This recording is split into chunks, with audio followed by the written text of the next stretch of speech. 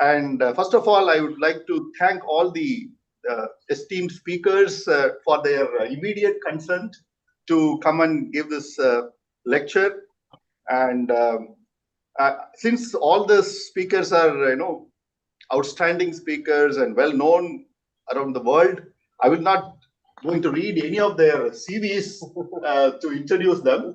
But before I start the sessions, I just request the chairman of the department, Professor Sharma, to speak 2 minutes. Yeah.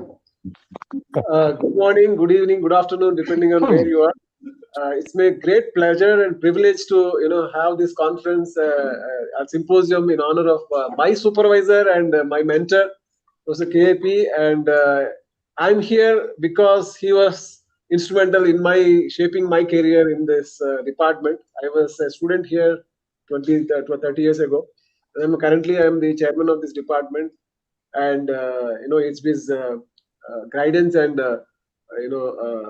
helped us in various ways to become good scientists and teachers. So I thank all of you on behalf of the department for accepting the invitation to deliver these lectures. And without much further delay, I request the program to commence. And I would like to wish Professor K.A.P. a very happy birthday. Yesterday was his 81st birthday, but we are only late by a day. So it's still okay. We can call it as 80th and 81st birthday. Maybe we are celebrating it together.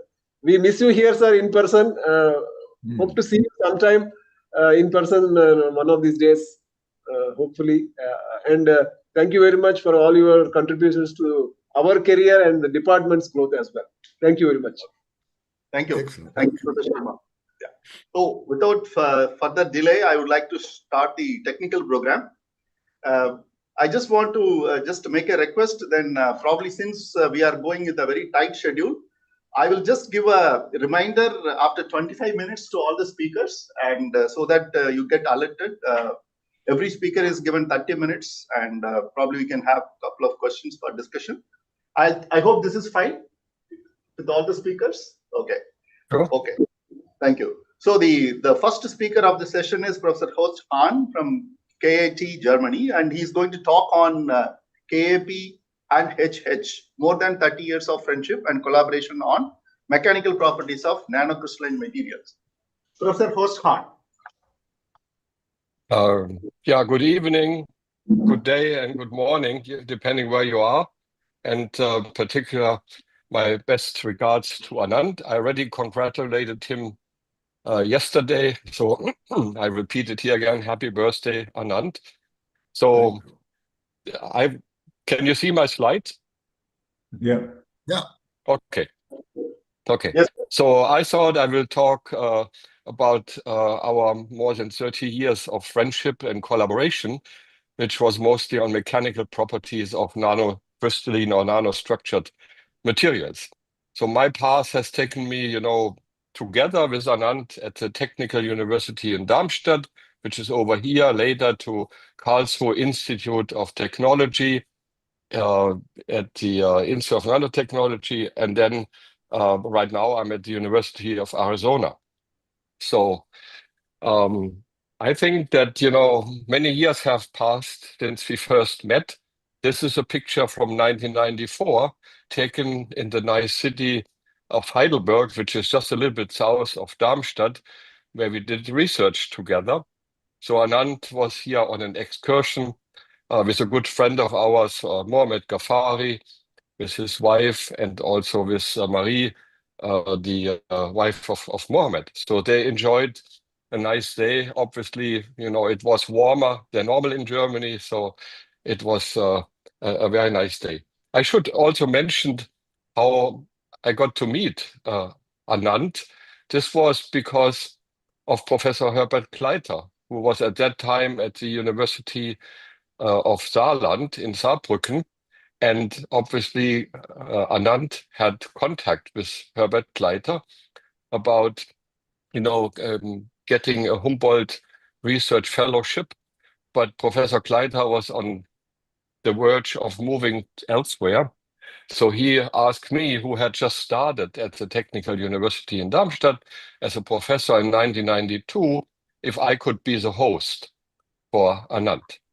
So I said, of course, gladly I will do that. I was working on mechanical properties and seeing the records of Anand. I thought this would be a perfect addition to our work, a very complementary approach, working with someone who is very strong in theory, but also has a view for experimental work. I thought this is the chance of my young career as a professor in Darmstadt. So actually, I said, okay, I will nominate Anand for the Humboldt Research Award. And then I contacted the Humboldt Association, and I was told, this is a very difficult task. And because our, level of where we are expecting people to be is very high. And I said, I would like to try it because I'm convinced that Anand will fulfill those criteria. And it turned out he did. And I got later a mail, or even I talked to someone at the Humboldt Foundation, and they said this was really, he was the first Indian to receive the renowned Alexander von Humboldt Research Award, not the regular fellowship, but the Research Award. And so they were very happy that from now on, from that point on, it was clear what the level of candidates should be. In any way, so now we are 32 years later, and Anand is still in action, as we can see over here. Less hair than at that time, and but still thinking, about mechanical behavior of materials in different types. It's not only nanocrystalline or alloys, commercial alloys, and so on. But I think that his lifelong passion for metallurgy and mechanical properties really have translated into outstanding scientific and technological achievements.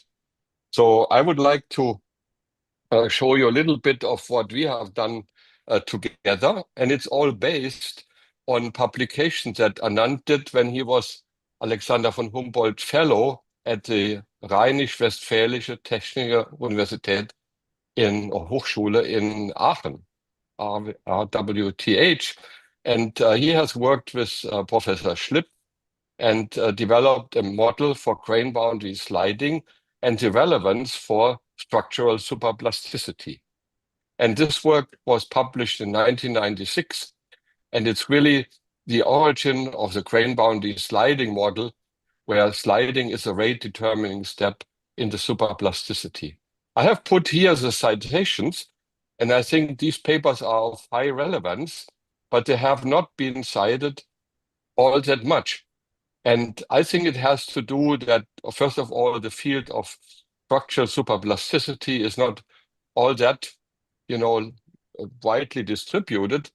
But, as we will see in the next part of my presentation, if you add the right buzzwords, namely nanocrystalline at that time, you get a lot more publications and citations, I would say. Yeah. So you see, it's basically the transformation of that model that was done by Anand during his time in Darmstadt.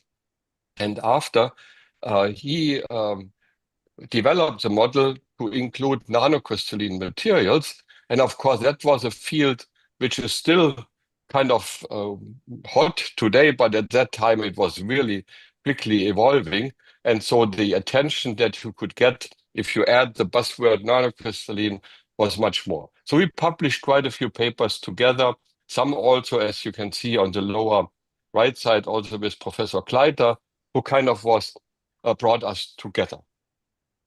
So crossing paths, how does it happen that we meet? So Anand was, of course, from India, as you all know, but he had a strong affiliation with Germany, so he kind of covered this part of the globe.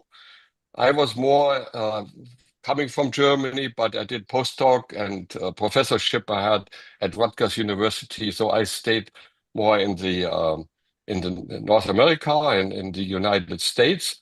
But then Darmstadt somewhere was overlapping, and that's where we met and where we did research together.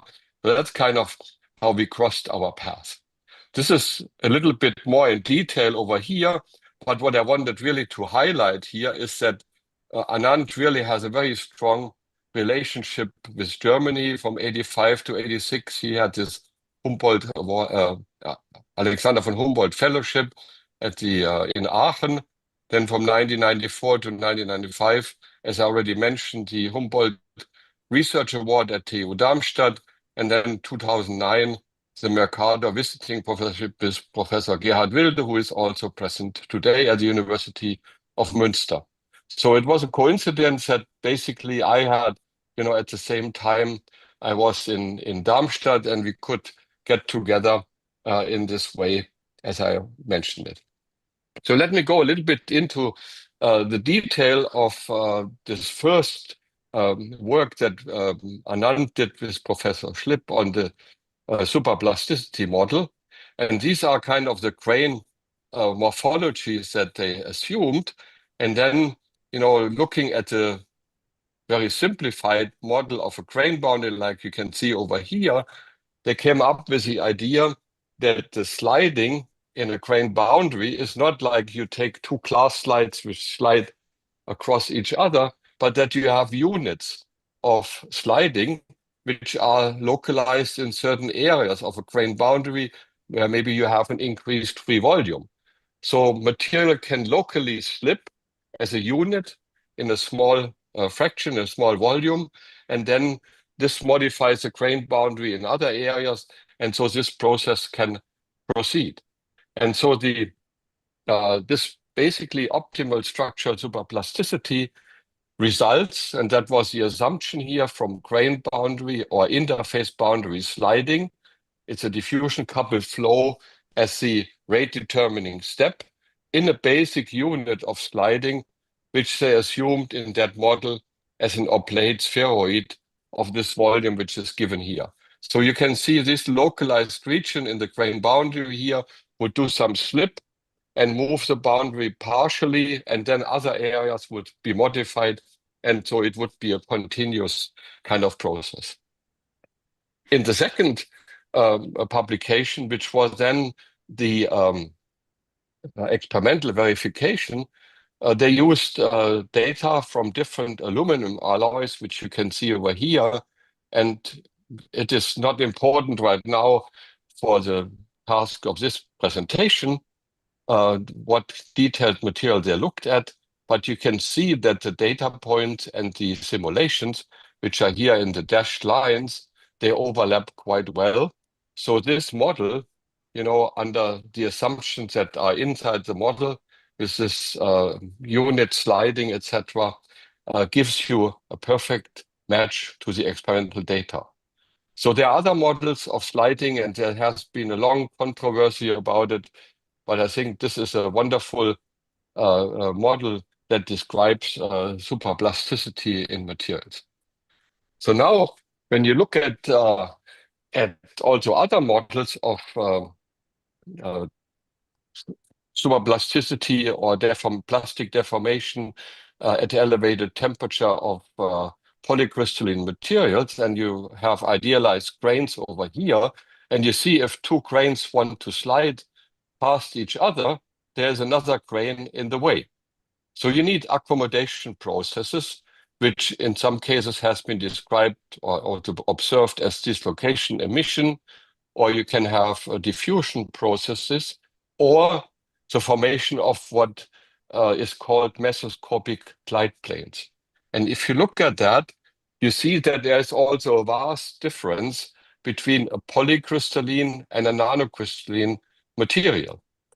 As you know, the grain boundaries are in the order of about 2 to 3 monolayers in thickness, so a few nanometer in thickness. So in a polycrystalline material, which is identified over here, so let's say we have 1 micron in grain size, if you look at the grain boundary thickness, is almost negligible in terms of the relation to the grain diameter. So if you now have a grain arrangement like it is shown here with these hexagons, these kind of bumps here, or this roughness, is quite large compared to the thickness of a grain boundary. So if you would like to extend a sliding process over many grains, you have to move a lot of atoms from here to somewhere else in order to get a flat plane as it is shown here.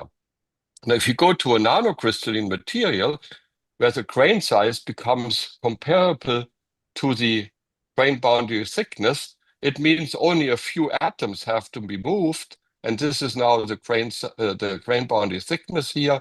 And the height is basically of the roughness is less than the grain boundary thickness. So formation of a mesoscopic glide plane moving over many grains is largely facilitated.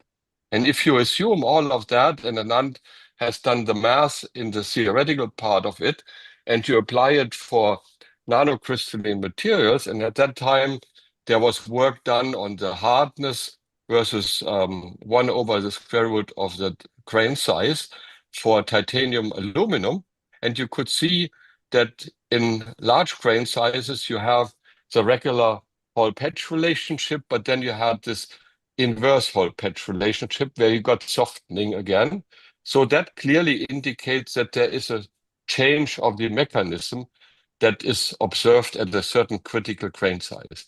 And if you take those data and you can fit it with the model that Anand developed while he was in Darmstadt, you can see you can again get a very good fit with the data, which indicates that it's a very reliable and probably a good model for the deformation of these materials. There has been a lot of work done on Hall-Petch, of course, and also on the inverse Hall-Petch. It all goes back to work by Professor Chokshi and Herbert Gleiter, who published some work in 1989. And you see that if you take regular copper, you get this increase of hardness as the grain size is reduced. But then for both palladium and for copper, you see also this inverse effect.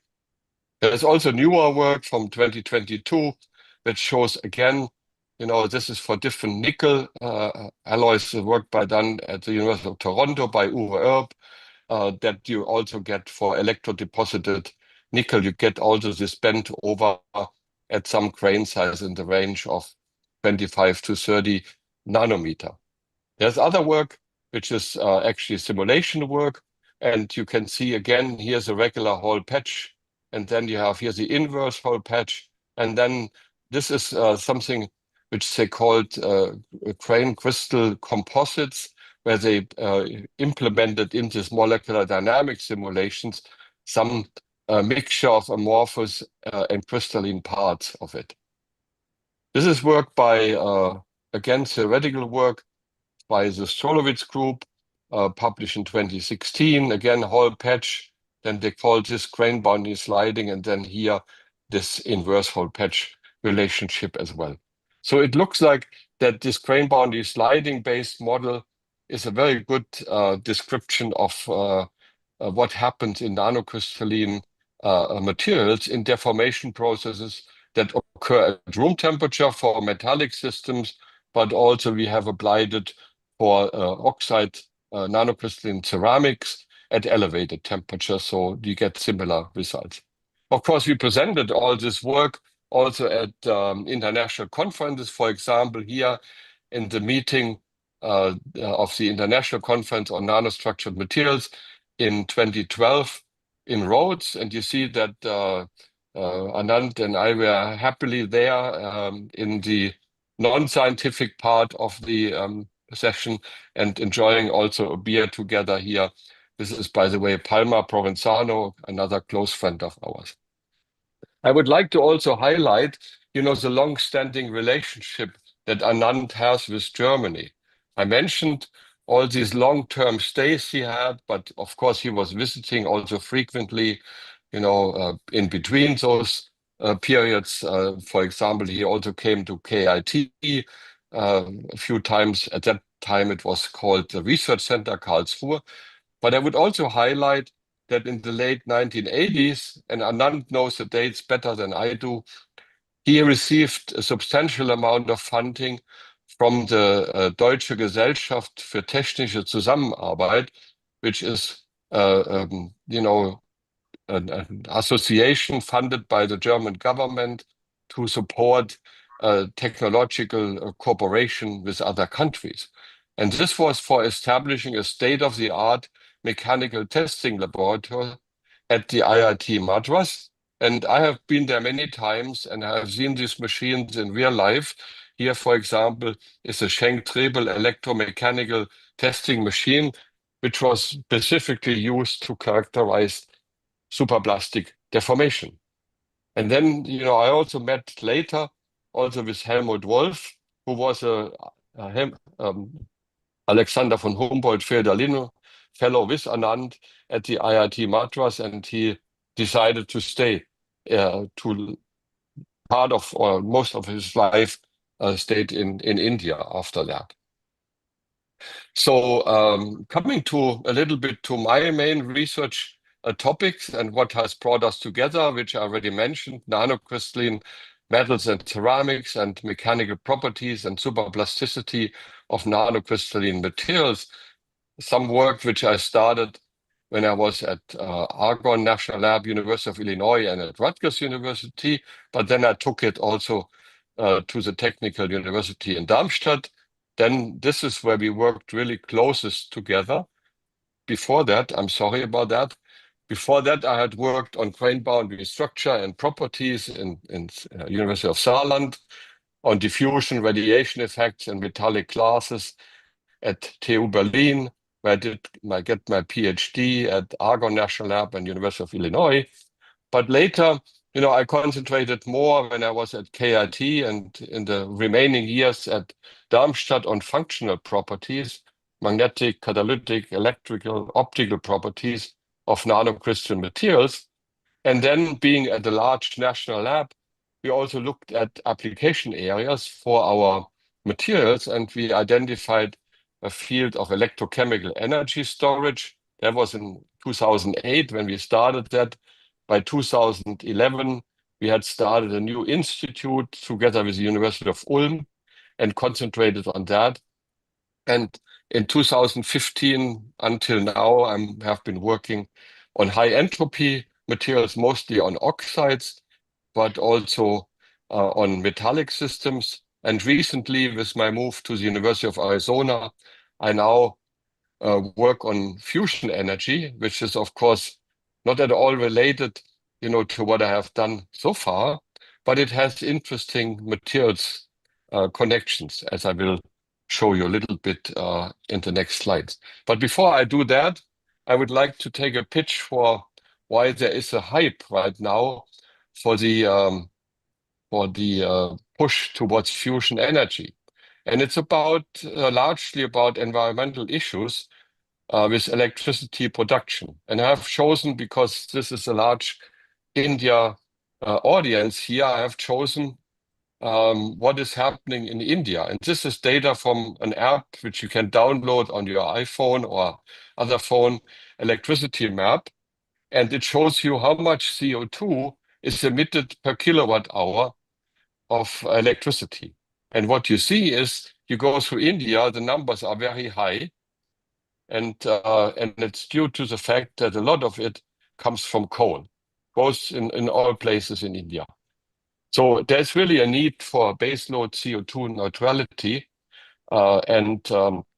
If you look at the total electricity production in India, it's 1,824 terawatt hours.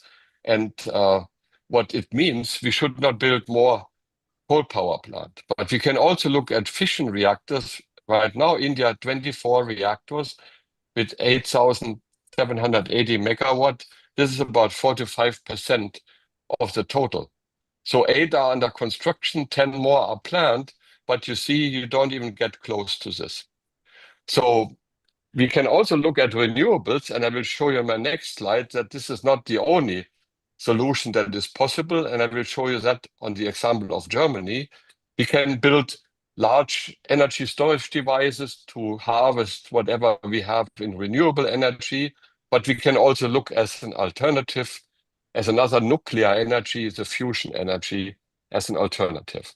So now I promised to show you Europe, and you see in Europe we have green regions, which means low CO2 emission per kilowatt hour, So France and Norway and Sweden, and you have yellowish and darker and very dark brown areas.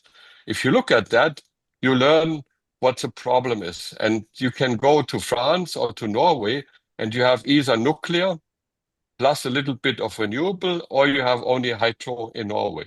So that's a solution. But hydro for Germany or for France doesn't work because we don't have enough water and our population is too large. So we need alternatives. So now if you go to Germany and our government also says, oh, we have now 50, 60% of CO2 poor or renewable energy, but that's what they tell us. But the reality is that we are more than 20 times higher in CO2 emissions than in France, because we decided to shut off all nuclear power plants, which we had. So this number here, between 300 and 400, you cannot get rid of unless you have a carbon-free base load. You cannot increase it to 100% renewable because your grid will be unstable. And this is a problem which will persist until we have another CO2 free baseload. So fusion reactions could do that. I guess I should come to an end. I will be there in a minute. So we have fusion reaction. You have 3 more minutes. Okay, thank you. So the normal, the one fusion reaction that is the most probably to be achieved is deuterium-tritium as a fuel. So what happens if you bring these two together under the right condition, you get a fusion reaction and you form a helium alpha particle, which is positively charged, and it has 3.5 mega electron volt, and we have a neutron which has 14.1 mega electron volt, and the helium alpha particle, it heats the rest of the plasma and it helps the reaction to keep going. The neutron can travel very far and it will be harvested in the first wall that it heats up, and then you have the normal hot water and so on. But that relates really to radiation damage and also to the problem of the tritium breeding. So the radiation damage is very interesting, and that's why I mentioned earlier that I have been working on medium and high entropy alloys, and we looked at this high entropy or medium entropy alloy, tungsten, molybdenum, tantalum, and this is a result of a very complex MD simulation involving also DFT, and it shows you for pure tungsten the range where the vacancy can diffuse because all the activation pairs are of course identical, whereas if you go even to 3000 or 1600 Kelvin for this ternary alloy, the range where diffusion of vacancy is possible becomes very small. If you go lower, it's basically in the atomic order. So this could be a possible solution for radiation-resistant material. And we have actually done radiation experiments and found that we find defects, but they do not really grow even if you put the dose at 10 times the level. Because of time, I will not talk about another project, which I'm also doing together with an Indian colleague, Venki Venkatesan, at the University of Oklahoma. But I would like to finish here with wishing Anand a happy anniversary. And I would like to thank him on a personal note for connecting me closely with India, a connection from which I have gained enormously, both personally and professionally. And I can tell you why, because this German institution, DAAD, the German Academic Exchange Service, they have a program where they send, master students from IITs to India, and a lot of them have visited my lab and they have stayed. They have done their PhD, they have done a postdoc time, and many of them are now professors at renowned universities in India. So for all of that, I think Anand was the initiator of that. So thanks a lot for that.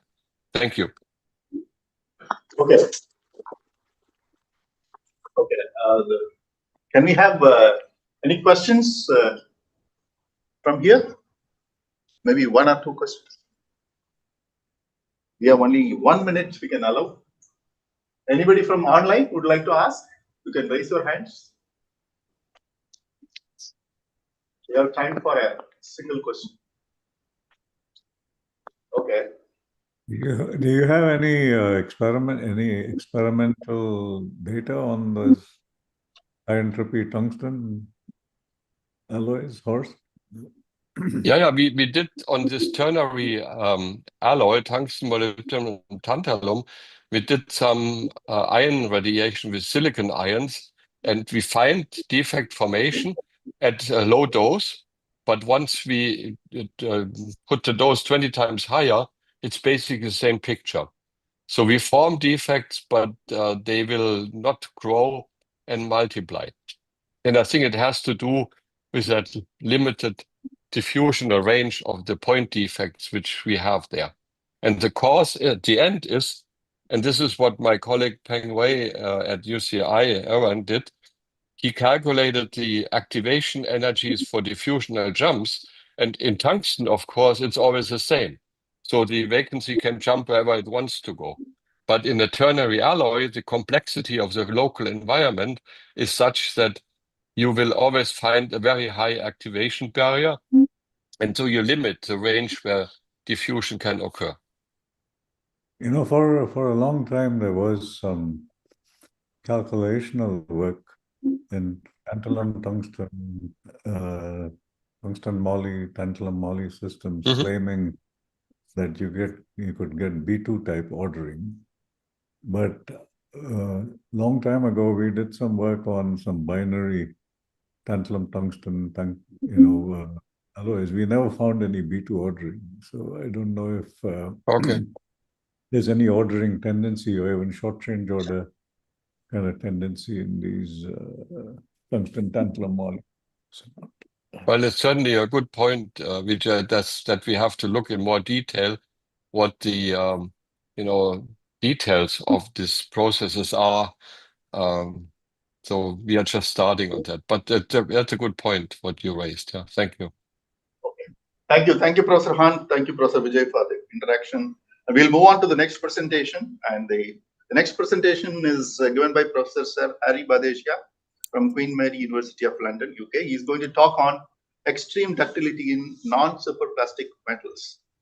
Professor Harry Badeshia. Thank you very much indeed. So we have seen the amazing collaboration between Professor Padmanabhan and Germany. But actually, his academic career, I claim, came from this symbol here. So this is obviously a bridge of electrical resistances, a resistance bridge. And here you have a cam, a rotating cam like on a camshaft. And if you combine the two, it's cam bridge. So he started his real research in Cambridge University. And I looked up his PhD thesis just a couple of weeks ago. And in the front page, he has this inscription here, which is in Sanskrit. And I'll just read it out. Natvaham kamaye rajyam na swargam na arpunarbhavam kamaye dukhataptanam praninam. So what this means, okay, to those of you who are not scholars of Sanskrit, and actually I'm not either, but there are similarities between Sanskrit and my own language, which is Gujarati. This stands for dukh, and dukh basically means some kind of pain or suffering. And to paraphrase what Anant was trying to say, is that he didn't care about anything except relieving suffering. And this is right at the front of his thesis. Now, let me also say that I have never had the opportunity to work with Anant, unfortunately. Okay, but we have actually many things in common. So, for example, he started at the University of Cambridge, the Department of Metallurgy, exactly 8 years before I did. He then submitted his thesis for examination exactly 8 years before I did. And he wrote his book on superplasticity, the incredibly famous book, which, even Springer rates it as amongst the top 40 of the most influential books that they have ever published. approximately 8 years before I wrote one of my books. Okay, so I'm going to claim that I have something in common with Professor Padmanabhan, even though we have not worked together. Okay. Oops, sorry. Yeah. Now, this is again from his thesis, and the title of the thesis is Some Aspects of Superplasticity in Metals, and it was examined and accepted in November 1971, and he was actually based in Peterhouse College, which is the oldest college in the whole of Cambridge. It's the first college of Cambridge, founded in 1284. And this thesis actually is amazing because it immediately reflects a level of scholarship which frequently doesn't exist in modern times. So let me give you just a couple of examples. So these are from his PhD thesis, where absolutely all the equations are very carefully explained, right? And even the computer programs that he wrote in order to interpret the work, they are all provided there. So they're there for eternity. You know, this thesis is available to anybody who wants to look at it. And he also acknowledges the people listed at the bottom. David Duke, for example, was the technician in the department who helped Anand with some work. And similarly, Dick Turkentine and Sid Charter were also technicians. So he didn't just acknowledge his scientific colleagues, but also many others who participated in some way in helping him to complete his original, highly original work. Now, of course, he was working with Graham Davis, who I knew quite well. And the book on superplasticity was published with Graham Davis, and it still remains the seminal work on superplasticity. Now, in order to participate in this meeting, I had to come up with an idea which is not connected with superplasticity. So the title of my talk is, extreme ductility without superplasticity.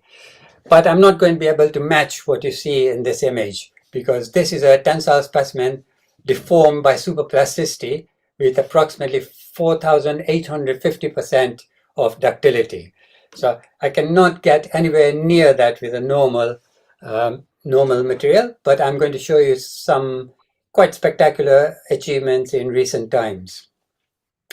So superplasticity, of course, involves a lot of diffusion, but many engineering materials, we need to use them, at ambient temperatures and so on, which is the reason why, the plasticity depends really on damage evolution inside the material. When dislocations and grains, dislocations move and grains deform, and there are second phases present, and quite a complicated scenario which controls ductility. But, there is one material which is also very common in India, which is gold. So, you can take 30 grams of gold and stretch it out into 50-mile long wire. Okay, 50 miles long wire. Can you imagine that? 30 grams of gold. Okay, and obviously, when I'm drawing this wire, there's also hydrostatic stress, but nevertheless, there is a tensile force. And if you do some sort of first principles calculations, you can actually stretch this out so that you have a single row of atoms left at the end. Okay, and the incredible ductility of gold comes from its electronic structure, where unlike copper, the D shells and the S shells, 6S shells, are full, and that makes the orbitals contract and give you a much stronger metallic bond than you get in copper. And this is why gold is much more ductile than copper is. Okay, so to get back to my own field, which is steels, in Germany, these people, from Meyer in particular, developed an alloy which has incredible ductility and strength at the same time. So if you look at this graph, you have something like 67% ductility, which in the context of engineering alloys is very large. And notice also the strange stress strain curve, okay, where you've got really strong work hardening ability. So these alloys are very special in the sense that they contain manganese concentrations of the order of 25 weight%, very high manganese concentrations. And the reason why you get this incredible ductility, goes back actually to Professor Hahn's talk as well. You have a very strange hole patch effect. Okay, so the material deforms by mechanical twinning. All right, so you can see the very, very fine mechanical twins. And of course, mechanical twins have a very large deformation, a shear strain of something like 0.7071, 1 upon square root of 2, even much larger than martensite. So that enables large ductility. But in addition, the twins subdivide the parent austenite. So there's no martensitic transformation here. There's sufficient manganese in there to completely stabilize this. You only get mechanical twinning, which then subdivides the austenite grains into finer and finer partitions. So this is like a dynamic hole patch effect, which refines the structure as you go along. So you get this increase in the stress, very, very clear increase in the stress, even at very large levels of ductility. So this is known as a TWIP steel, TWIP, so twinning induced plasticity, for two reasons. One is that a mechanical twin has a very large shear deformation, and the second is you have this dynamic hole patch effect where the remaining austenite is continuously subdivided into finer and finer domains. And you can look at a very large number of combinations of manganese, silicon, and aluminium and rationalize the elongations that you get in terms of fundamental parameters such as the stacking fault energy and the stability of the austenite to martensitic transformations. And in some cases, you got even more than 90% of ductility and still very reasonable levels of strength. You start off at a low strength, but you go up to a pretty high strength, 800 megapascals. Even more interesting is that the impact properties, that means measure of the toughness, and you can measure the toughness in many ways, including K1C and so forth, and all of them are consistent. You maintain the toughness at all temperatures down to cryogenic temperatures. The reason being that this is austenite, and the Piles barrier for austenite is far smaller than for ferrite. So the strength is not too sensitive to strain rate as it is for ferrite. So you don't actually have a ductile brittle transition in most austenitic steels. And because we've added aluminium and silicon to control the stacking fault energy, the density is actually smaller than ordinary steels, which have a density of the order of 7.8 grams per centimeter, and it remains fully austenitic and has attractive properties to minus 200 degrees centigrade, and even at very high strain rates. So immediately people started to think, okay, we could apply this to car bodies where formability can be a big issue. And with a material with so much ductility, formability would not be an issue. But they quickly found that when you make, for example, these cups out of the TWIP steel, after a while they start to break up. Okay, they develop what's known as a static fracture, and that was identified to be due to hydrogen. Okay, now it's not just due to hydrogen. When you draw something out into a particular shape, you also build in residual stresses. So that makes the material sensitive to very small concentrations of hydrogen. And austenite, the diffusion of hydrogen through austenite is incredibly slow compared with through ferrite, but yet it can penetrate a small distance and cause these static fractures, which made it completely unsuitable for an engineering application where you rely on stability. So this problem was solved by adding aluminium because what aluminium does is increases the spacing between the atoms in the cubic crystal structure, and that effectively forms hydrogen traps. So it's only diffusible hydrogen that causes hydrogen embrittlement. So if you trap the hydrogen somehow, then you completely get rid of the problem. So that has basically disappeared. That issue has disappeared, and we can buy trip steels which are not susceptible to hydrogen. Now, these are devices used in almost all cars for absorbing energy during crashes. So on the left-hand side is a composite material which absorbs energy by a different mechanism, by breaking all the interfaces between the components.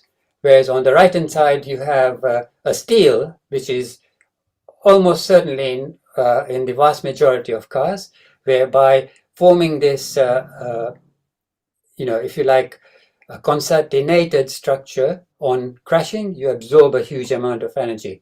So, I have seen actual movies of really bad crashes, head-on crashes, where the passengers walk out of the passenger compartments because you have all these safety systems in place. The problem with trip steel for this application, twinning induced plasticity steel for this application, is that its stress strain curve means that you start off at a very low strength, something of the order of 250 megapascals, and then you have to do work in order to get to 1200 megapascals. And that means that you're only absorbing the maximum energy at the most deformed regions.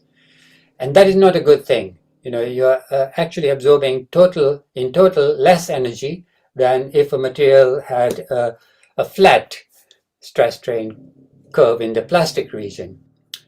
Now, I'm going to show you a very, very interesting way of overcoming this problem, that the strength starts off at a low strength and then it builds up to a very high strength. And this is again from colleagues in Germany, where instead of deforming it in tension, you actually cause material to be extruded during a collision. Okay, so here you have the trip steel being extruded, and this is a real test of a collision between train compartments. And by forcing it to be extruded, you actually overcome the fact that only some regions of the material are deforming. And this idea and its demonstration won a lot of awards in Germany. Okay, so you can get around the problem of deforming trip steel uniformly if instead of simply crushing a section, you extrude it during a collision.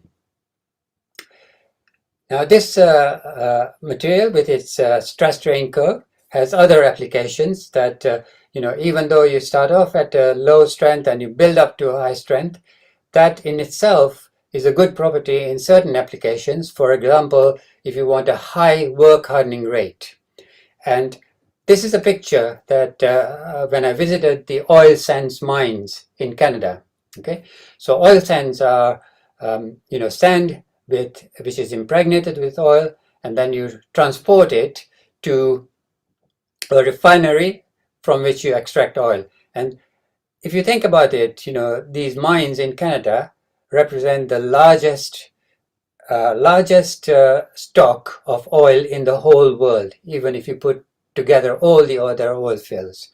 Of course, you have to extract it, okay, and that requires additional CO2 production compared with just mining oil. So here is a picture that I took at the mines, and I want you to see, it's not a very good picture, but there are pipes along here which convey the oil sands to the actual refinery. So there's a huge amount of abrasion involved, okay, huge amount of abrasion, and the pipes wear out in something like 6 months. Which really is not good, but they've been coping with it all this time. And just to show you the level of abrasion that the oil sands cause, you're crushing up the oil sands to produce powder, and here you can see the original configuration of these teeth, and here you see what's happened after a while when you wear out this really hard material. So you can imagine how the pipeline steels perform by conveying these crushed oil sands to the refinery. And this is actually where the refinery is. Here is a better picture of the pipes that you see. And what's happened is that they have replaced some of these pipes with the twinning-induced plasticity steel, the high manganese steel that I talked about earlier, and that provides much better abrasion resistance than the normal pipes. Now, the only country in the world that is capable of producing these high manganese steels on a commercial scale is South Korea. It's POSCO in South Korea, which has the technology to produce these very high manganese steels. And, one of the problems with producing this is that manganese has a high vapor pressure. So somehow you have to cope with that when you're dealing with molten steel. And POSCO has solved that problem. And it's the only country in the world with domestically produced technology that can produce trip steels en masse. And not only that, but they have been demonstrating these steels for many different large-scale applications. And this is the latest. This is a Korean newspaper from the 24th of March 2026, where they have actually produced liquefied natural gas tanks. You convey natural gas all over the world, you liquefy it, and then you transport it to wherever. And it's obviously at a low temperature. And normally they are made from iron nickel steels. These are now the high manganese steels, and this is the first ever liquefied natural gas tank produced by POSCO and Daewoo as a demonstrator. Okay, if nothing goes wrong, and I'm pretty sure that there's nothing that can go wrong, then this will replace the iron nickel steels which we use currently, which are more expensive than the manganese steels. At the moment, the iron manganese steels are not cheap because of the tonnage that's produced is not very large, but POSCO has the technology to do this. Okay, so this is an example other than gold, where the enormous ductility, the austenitic structure which is stable, and the mechanism by which the deformation happens, which is the mechanical twinning and the dynamic hole patch effect, all contribute to the unusual properties that these steels have. Now, I'm going to finish. I've reached 5-minute mark with a final slide here, which is simply to show that Professor Padmanabhan's work is not simply about superplasticity. He has done a lot more for education than just superplasticity. And I'm summarizing this here. He has influenced the life of a huge number of people. The vast numbers of undergraduates, graduate students who take inspiration from not just his research, but also his teaching. And of course, Professor Hahn told us about the Humboldt fellowships. And this is to represent his original work on grain boundary sliding. Okay. This is, I believe this is Anna University, okay, where he led the university for very many years before moving to the US. We've already heard about the Indian Institute of Technology where he did work, and he was the first Indian in history to be awarded a Doctor of Science degree from the University of Cambridge. So the connections with Cambridge are important, but of course he goes far beyond say. So thank you very much indeed for everything you have done for all of us, really. And maybe one day we still might actually do some research together. Okay.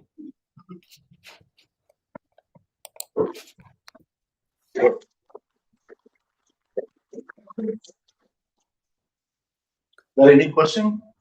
Okay, of course. Any question? No question. I just applauded. Thank you.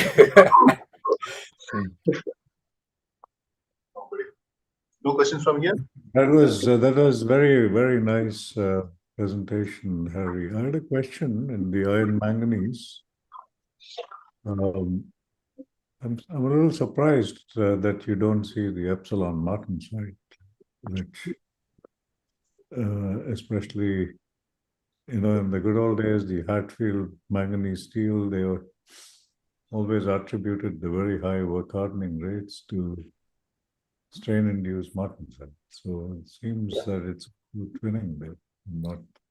Sure. So by adjusting the alloy, you can actually get epsilon martensite, but the if you like, the commercial alloys, which work very well, have been designed with sufficient manganese, aluminum, and silicon to completely avoid martensitic transformation. So, I showed you a whole list of alloys, and not all of them remain absolutely stable after deformation. But the commercial materials are designed not to undergo any phase transformation. There's also effects of carbon. Yes, so there is a carbon concentration, but it's capped at a reasonably low value in the commercial steels. Okay, question. You think nitrogen can be a potential replacement for manganese to reduce the tendency for all this? So I think the difficulty with nitrogen alloying, it is done, for example, in certain bearing steels for aerospace, for space applications. We have the chronidor alloy, which has about 0.48% of nitrogen, but it's forced in using high pressure. Okay, Yeah. so and of course, all these steels require some ability to weld, and the problem would be that the nitrogen would escape during that operation. So nitrogen is actually very interesting in very specialized applications, but not, I think, for mass production. Yeah. Hari, a quick question about the addition of aluminium to enhance the hydrogen resistance. So what is the mechanism? Does it increase the solubility or creating more traps for hydrogen? Yeah, it's completely about traps. So we did some first principles calculations to see what aluminium does, and basically it increases the spacing locally increases the spacing between atoms, which then act as hydrogen traps. Yeah, so if the hydrogen cannot diffuse, then its concentration is so small that it cannot actually influence any property.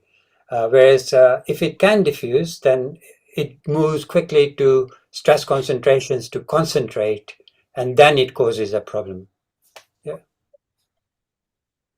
Any other question? Okay, let us thank Professor Badeshia once again. Thank you. Now I invite the next speaker, Professor Sriram Subramanian from University College London, UK. He's going to give a talk on the discourse, holography, and levitation, advances in multi-sensory sound. Professor Sriram.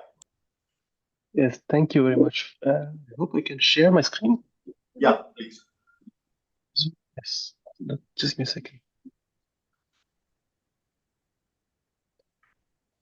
Oh, I need to quit and restart, it seems. Let me try again. Share, okay.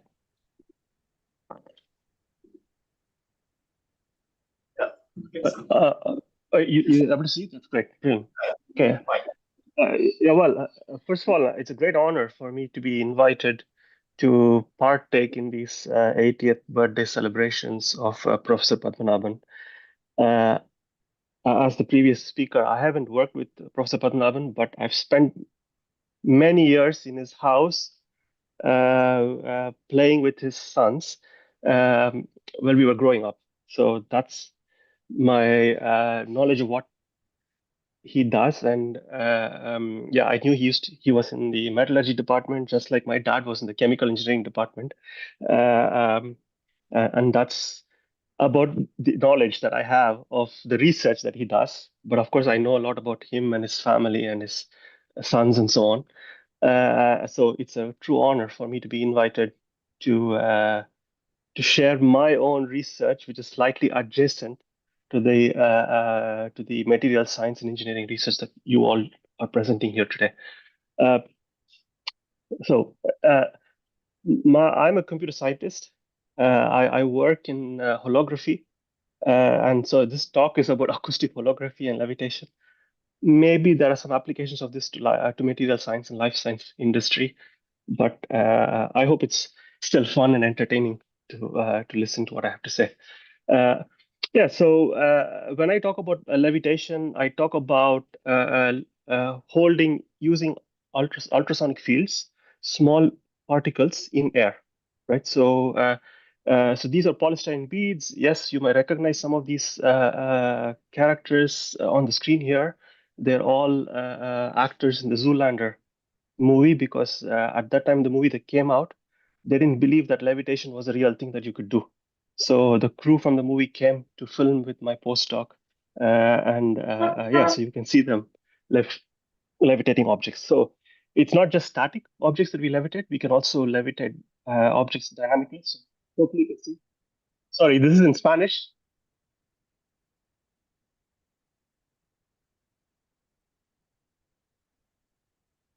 So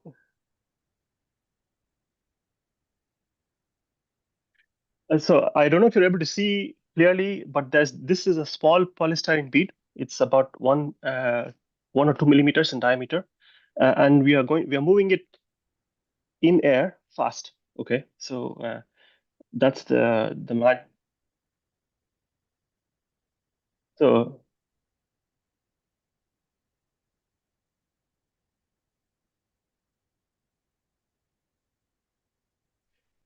so so we are moving this object so fast that you cannot see it anymore. What you see is the shape that it renders, right?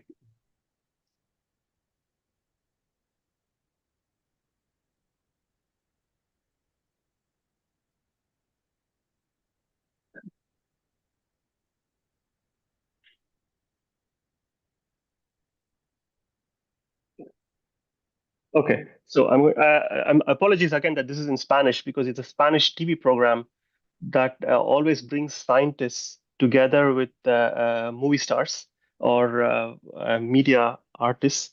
So in the previous instance, it was Ben Stiller, Owen Wilson, and the Zoolander crew, and here it was with Carlos Sainz, the F1 driver. So it's always in Spanish.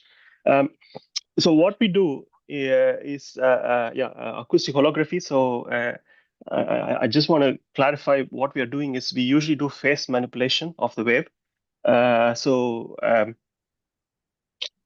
amazing thing with levitation is if you have two standing waves, if you have two waves in opposite directions, it creates a standing wave, and you can trap a particle in the antinodes, right? So somewhere between two antinodes, you can always levitate a small polystyrene bead or any object actually, as long as it's not too heavy. Okay. We can do some fun things with it. So, like I said, so we always look for popular materials to levitate. So we've done simple things like burgers and coffee and so on. Uh, but those are simple levitation patterns, right? So and in fact, it's we even do this as a high school STEM education program, where we take those levitators and show students that you can do levitation with it. But the fun thing is when you start building large arrays like this one, right? So this is a transducer array with 256 ultrasonic speakers. So we emit a 40 kilohertz ultrasound. It's not quite the kind of ultrasound that people in mechanical engineering care about, but it's ultrasound enough that people who do acoustics or audio research don't care about. So we are in that sweet spot in the middle. And one of the reasons we picked that is that it's outside the audible range, and you can actually buy commercial transducers easily in the market. These are the reverse parking sensors that they put in cars. So it's already available. So how does one achieve levitation? Right. So levitation is no different from pinching your fingers together to hold an object in place. Right. So I can bring my fingers together and hold a small object. It can be a raspberry, strawberry, any object I want. And the act is in how I bring my fingers together. Right. But instead of my fingers, we design it using ultrasound. So sound fields are shaped as if it's my finger. What really happens is that the particles trapped by sound, where a trap is a point where forces all converge, that's sufficient for you to generate the trap. And it's like, you're levitating a particle on a bowl that's upside down. Right. So in principle, you can levitate, but it's very unstable. So every time you touch it, it's going to fall off. So if you have a pressure amplitude that's minimum, so you turn the ball upside down, it's much more stable. So that's what we do. This is not the place to go into how we define the sound field, but there's something called the Gorkov potential. And if you set up the objective function like this, you can run a non-linear optimization, and you will get some solutions. Okay, so again, the more fun thing is what the solutions look like. What happens is that you can hold in many different ways, right? So I can pinch with 2 fingers like this, or I can pinch with all my fingers, or I can come from the top. Okay, so those are the 3 types of solutions you're seeing. It's a twin trap, vortex, or a bottle. That's how the field looks when I put a cross section in this plane or in the other plane. Right? Nice, good to know. Really, why am I showing you this? Really, the fun thing is that if I look at what the transducer phases look like to generate those patterns, okay? What I'm showing you here is for 256 transducers, what is the phase of each transducer that generates this pattern? You can see that it looks like there's a pattern here, but there's nothing that stands out, right? Now, if we go back to the analogy of our hand and our fingers coming together to hold the object, 90% of the energy of my hand is going into bringing all my fingers to the right location of the point of interest. So there's something called the focus, right? Now, how do I calculate what the phases should be for the transducers to create a sound field at this focus? This would be a typical A-level or high school physics. You can even using Excel interference calculation. So you will get something like this. It's a concentric circle that goes out. Okay. So if I take this and if I subtract this one, it's quite amazing. What we get is a static pattern, right? So these are what people in optics have always known as signatures for optical trapping, right? So we are doing acoustic trapping, and people in optics do optical trapping. So you can get these signatures. And what this says is that these signatures are static. It's not dependent on the location. It's not dependent on where the focus is and so on, right?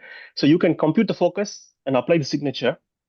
You don't need to do any nonlinear computation, okay, optimization. So when we start doing that, so basically what we do is we compute this focal point, and I said this is easy to do even in Excel or by hand, even if you are patient enough, and apply the signature.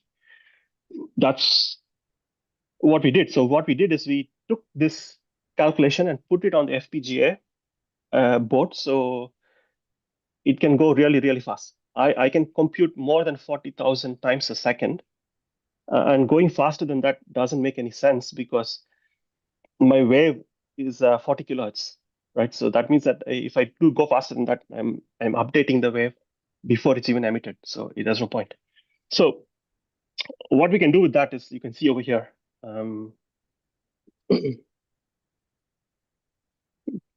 This is what my colleague Diego showed before, right? So we are going so fast that you don't see the shape.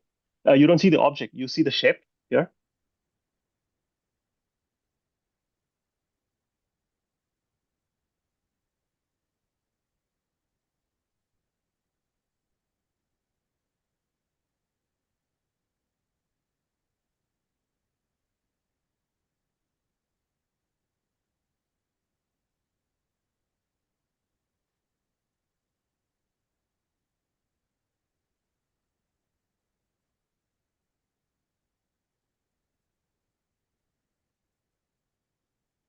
So, like I said, so we are using ultrasound speakers, and I'm going at 40,000 updates per second. Now, if I come back to the strawberry analogy, if I'm holding a strawberry or raspberry in my hand, if I can let go of my fingers and catch it again, if I'm doing it fast enough, in principle, I can still hold on to the strawberry, right? It won't fall down. Maybe it'll come down a little bit, but I can still grab it. And because we're going so fast, I can do that here too. I can let go of the object, go do something else, and come back again. And that's okay because I'm doing it so fast, right? Whoa.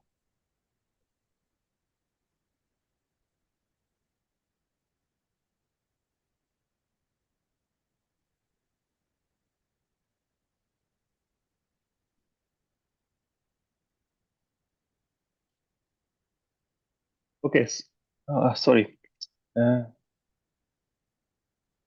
So this is what I wanted to show you here. Where is it? So what we are doing is that every third update, instead of holding the object and moving it, I let go of the object and comes to a different location and generate the same feedback, right? And the nice thing is that if you put your hand there, you'll start feeling it. So you can see the shape, you can feel it, and everything that I've been talking about so far is phase modulation. And the amplitude of the wave is free for me to do anything I want. So you can take any audio signal and do modulation, amplitude modulation of that on this phase, and then the object here is going to sing you, right? So like I said, we don't have any audio speakers, but you're going to hear it. Yeah.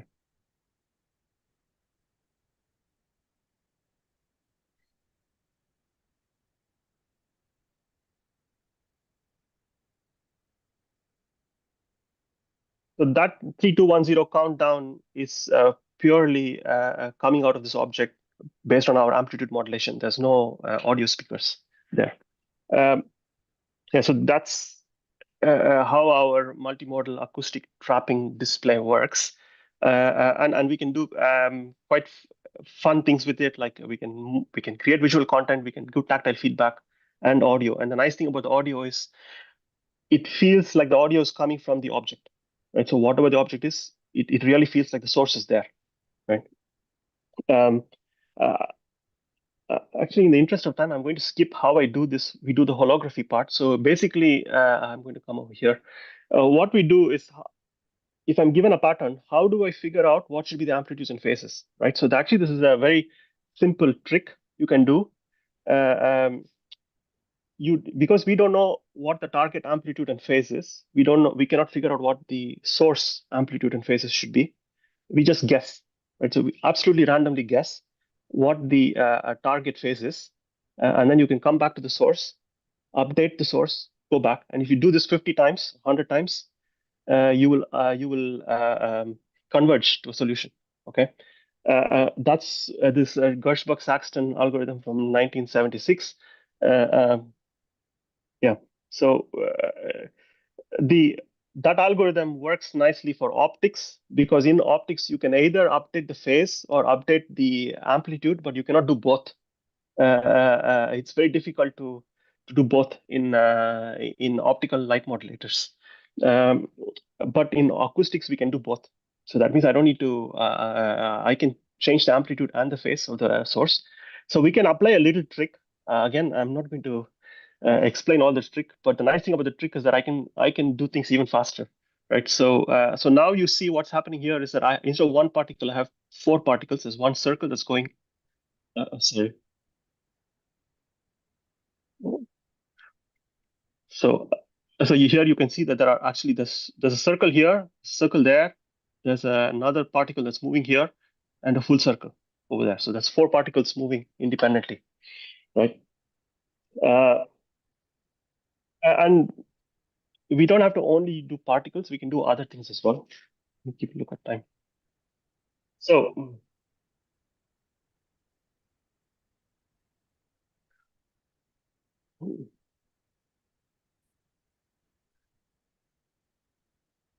oh, so what we can do is we can also have shapes of objects, and you can place specific particles in the nodes and pick the whole shape up, right? So let me show you the video here, right?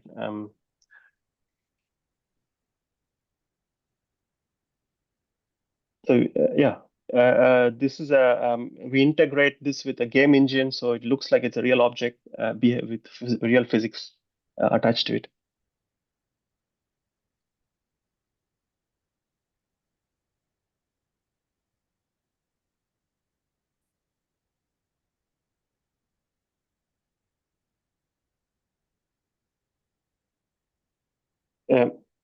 And everything I've shown you so far does not have anything inside the volume, right? So the way we did it is always the polystyrene bead or the object is in empty volume, right? The moment you put some object there, all the holography calculations we demonstrated in the past don't work.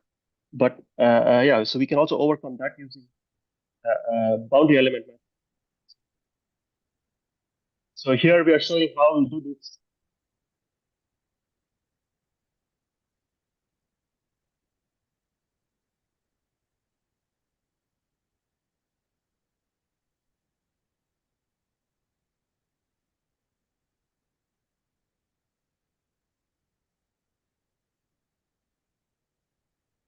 Okay. Up to now, I've been telling you things that we've had lots of fun doing. Absolutely incredible fun building all these platforms. But I'm sure you're asking, who cares? What is the purpose of all of these things, right? So there are a few applications for this, right? So first and foremost, we can do multi-material, omnidirectional 3D printing, right? So because we can handle any type of material, we are material agnostic mostly. We can print from different directions. So you can think of 3D printing with many materials simultaneously. Yeah. So here's some.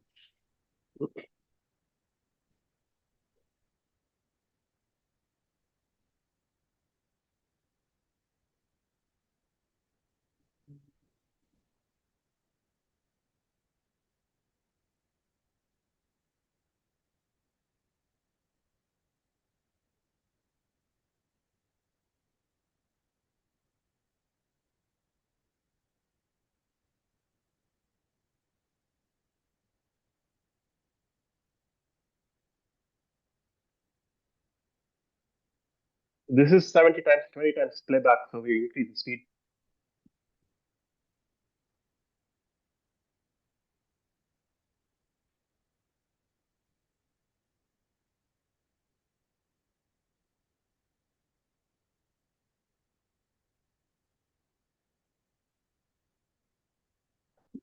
Uh, and another thing is, so let me play this video, right? Maybe, yeah.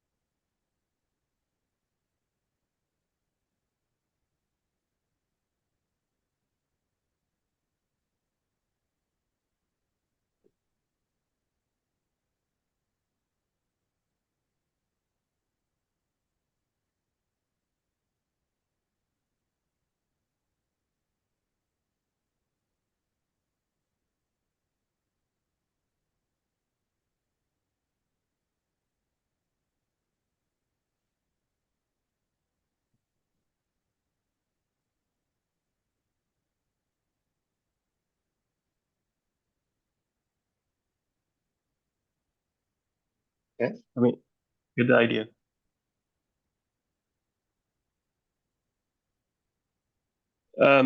Yes, also there are applications in seed separation and sorting. So I mean, until we started doing acoustic levitation and holography, I had no idea that tomato seeds are as expensive as gold.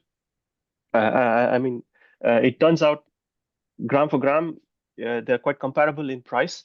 And what these plant biotech companies do is every tomato seed needs to be inspected.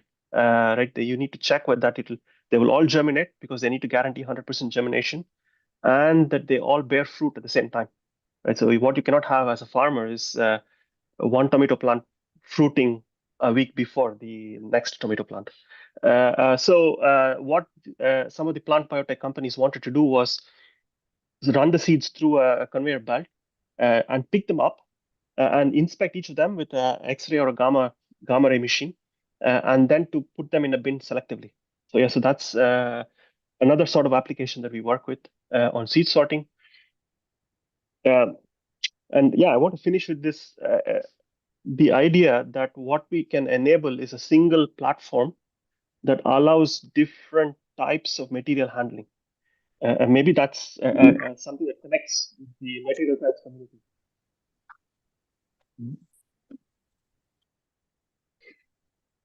Actually, I want to come back here and show you one thing here. So this is a zirconian crystal, so it's about 4.2 grams per cc. So we can levitate such dense objects as well, so not just water.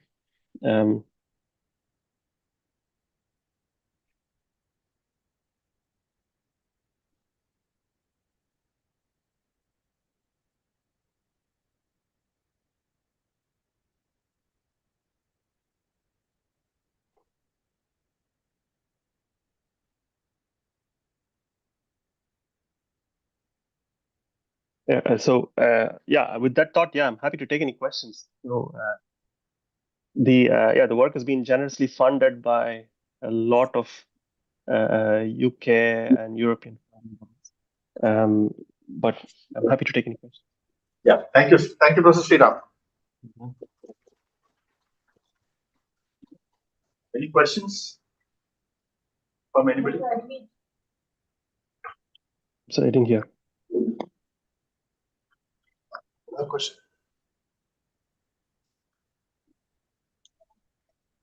I'm just looking for some hands from the audience. I mean, it's a bit out there, different from what all of you do, so I completely understand. Maybe stop sharing so I can see. Okay. There is no other questions. Let us thank the speaker once again. Thank you all. We will move on to the next speaker, Professor Sir Colin Humphreys from Queen Mary University of London, UK. He's going to talk on enabling the AI revolution with ultra-low energy 2D materials and devices beyond silicon. Professor Colin Humphreys.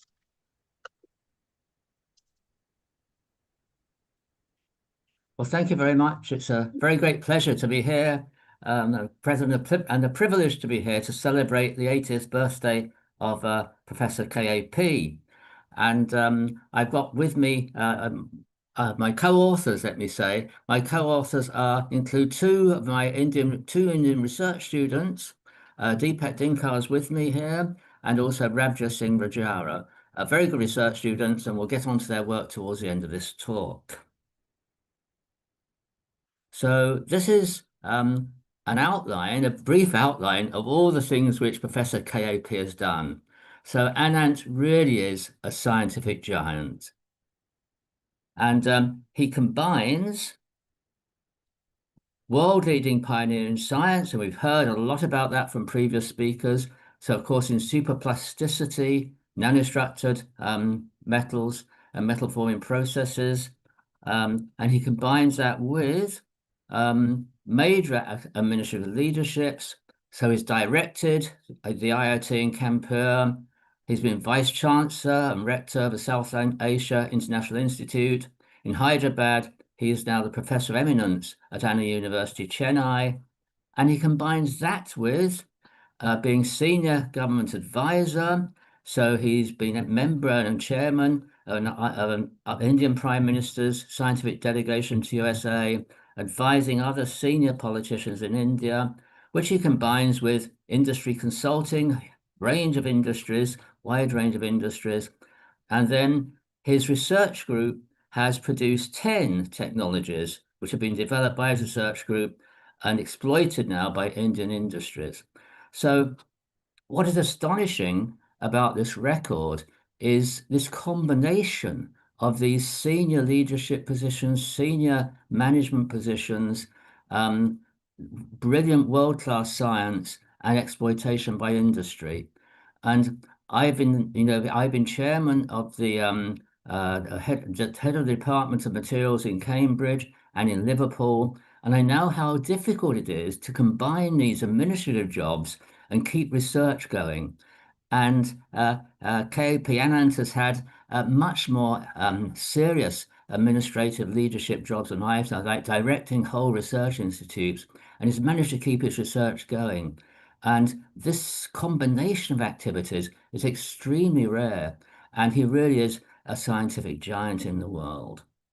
And this has been recognized by a number of medals and awards. So we've had described he's the first Indian recipient of this Humboldt Fortune Prize, and also described the first Indian engineering material scientist to receive the scientific doctorate from the University of Cambridge. And he's had many medals and awards. So it's a great pleasure to be here to celebrate your birthday, Anand. So I would like to talk about a big problem. So Prof. K.A.P. Anand has studied big problems like superplasticity, and my talk is going to be about a global problem about how to power the data centers which are increasingly coming for use for AI. This is one of the most important, urgent, and expensive problems facing our world today. And the question is, can material science come to the rescue? Can it help to solve this problem? And I'll outline what the problem is shortly. And in particular, can new materials like graphene and other 2D materials help? And because we're going to look at materials which are atomically thin, then techniques like advanced electron microscopy are essential just to see what we're making. You need to, if you need atomic resolution to study materials which are atomically thin. And if we can make a graphene and other two materials, if we can help to solve this problem, then can we create new semiconductor industries based on two-dimensional semiconductor materials and devices? And this talk, I think, is particularly relevant to India because India generates 20% of the world's data.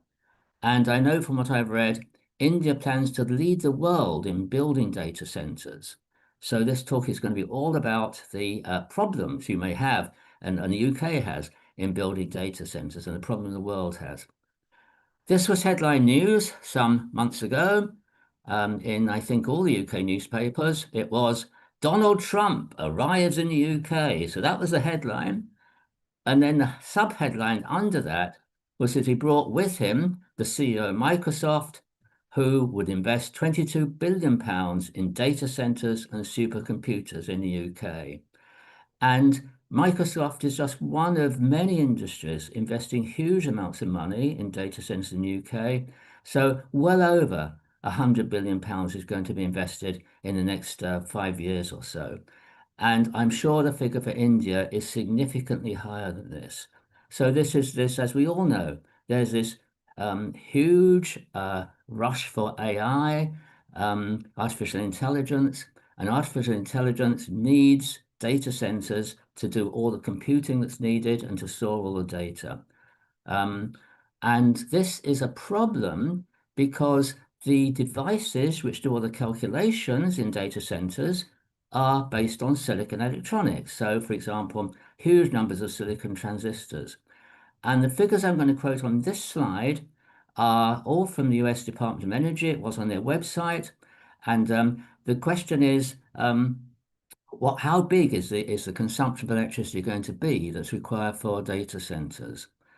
Since 2010, the DOE have said that the global production of electricity, global production of electricity in the world is increasing at about 2% per annum per year. So this is a linear increase of electricity production since 2010. The energy used by silicon devices in data centers and computers and networks, that's doubled every 3 years since 2010. And so if you see my hands now, you may not be, but you have a linear increase of supply of electricity, and you have an exponential increase in the use of electricity. And these two curves you can plot are going to intersect in the year 2040. So if present trends continue, and of course they may not, but if they do, the global electricity used by silicon devices in data centers and computers, it will consume the total world electricity produced by 2040. Now, of course, this may not happen, but if it does happen, then this clearly has a major influence on the future of our world's supply of electricity. And electricity, of course, is so important for other things as well as data centers. So this is now some quotations about the use of electricity for data centers in the UK. This is the predicted use. So this first quotation is from John Pettigrew, who was the CEO of the National Grid, and he made this quotation in 2024. The electricity demand from UK data centers is predicted to rise 6-fold over the next 10 years. I haven't been able to find figures for India, but I suspect the figures will be somewhat similar to this. Power demand from UK data centers is now about 5% of all electricity used. If John Pettigrew is correct, it will be 30% of all electricity used by 2034. This is the figure I just quoted before from the US DOE. The energy used by silicon devices data centers doubled every 3 years since 2010. On present trends, it will consume the world's total electricity production by 2040. And then this is a quotation from one of the directors of IBM in the USA. The compute requirements needed to train large AI models is doubling every 6 months, which is unsustainable without significant hardware and software innovation. And finally, a quotation from the CEO of a company called ARM, which produces devices in all mobile phones. And he says, the power to service AI has become an insatiable need. So all those quotations are from 2024. The next slide updates these. So what's happened since 2024?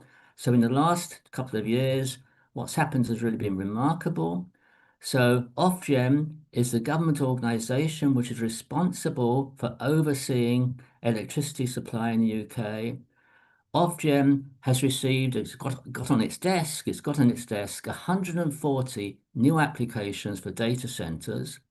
They will require 50 gigawatts of electricity. Britain's recent peak demand for electricity was 45 gigawatts. So on the desk of Ofgem, there are applications for data centers which will require over all the, it will require a total amount of electricity which the UK is currently producing, and more than that.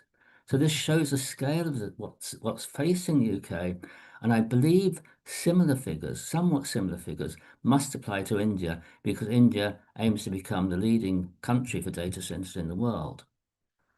The above demand is 5 times higher than the government assumed when it planned how to meet the target of a clean power grid by 2030, set out by Ed Miliband. Ed Miliband is the government minister for energy. And so he set out these targets about 2 years ago. And now the known demand from the applications received is already 5 times higher than the government assumed when it was setting out targets to how to have a clean power grid by 2030. So things are moving very, very fast with data centers. What about nuclear power? And we heard about the importance of nuclear power in a previous talk. Well, we're building our first new power plant for some years. that will produce 3 gigawatts of electricity, which is great, but the demand that Ofgem have is for 50 gigawatts of electricity. And currently, there are grid connections already of delays of up to 8 years in the UK. So we are facing quite a large problem in the UK with electricity supply to power the data centers which are being applied for and already being built. So the demand in the UK is not just the electricity demand in the UK, it's not just for data centers, which have also a huge cooling water demand. They are for electric vehicles as well, because the UK has plans, the government has planned that no petrol or diesel fueled cars will be built after 2030. And so all the cars you see in your streets, which are powered by electricity and diesel, powered by diesel and petrol, and most of them are, will be powered by electricity. So all that energy at the moment, which is used by cars, diesel and petrol, will now have to go over to electricity use. And in the UK, we're replacing the gas boilers, which heat homes, by heat pumps, which are electricity generated. So there's sort of a triple need for electricity generation in the UK, not just from data centers, but electric vehicles and heat pumps as well. So how will the UK power its data centers? And of course, how will India power its data centers? So the UK government, as I've said, it's put data centers at the heart of its industrial strategy, and India, from what I've read, has done the same. So the first option, which is possible, is to follow what Ireland, the Netherlands, and Singapore have done, and this is restrict the use of data centers, because they have said it is impossible for them to actually to meet the demand for data centers in their countries. So they've done the sums. These are technologically advanced countries, and they said, we don't think we can meet the demand for data centers, therefore we're going to restrict their use.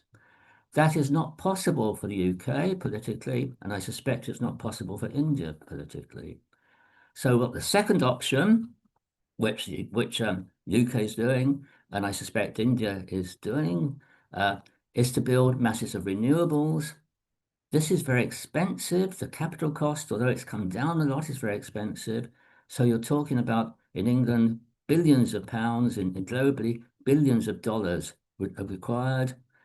And you can't build them fast enough, I think, to match the scale of the demand. And you probably will need additional fossil fuel electricity. So, as has been said, India already has huge amounts of electricity generated from coal. And this will require probably even more, because you just, I think, cannot build the renewables fast enough. So this, threatens CO2 emissions. And it's politically hugely risky, because if the supply exceeds the demand, then you have blackouts. And the governments are bound to give data centers priority in the use of electricity. This is almost certainly going to be written into the contracts that the data centers have with the government. So if they have first call on the electricity, then there are likely to be blackouts for other people. So it's very risky politically. So what about option 3? We do have potentially a major problem, I think, facing the world globally because of data centers and AI. What if there were new materials that reduce the energy consumption of silicon devices by a factor of 10? And if that was the case, then the problem largely disappears. So how about graphene? Can graphene, the wonder material, help? Well, we all know about graphene, just let me remind you. Graphene was isolated in 2004 by Manchester scientists, 2 Manchester scientists. They used sticky tape to peel layer after layer of a block of graphene until they got down to a single atomic layer, a block of graphite, until they got down to a single atomic layer called graphene. And then they performed amazing experiments on these graphene flakes. A single flake of graphene is transparent.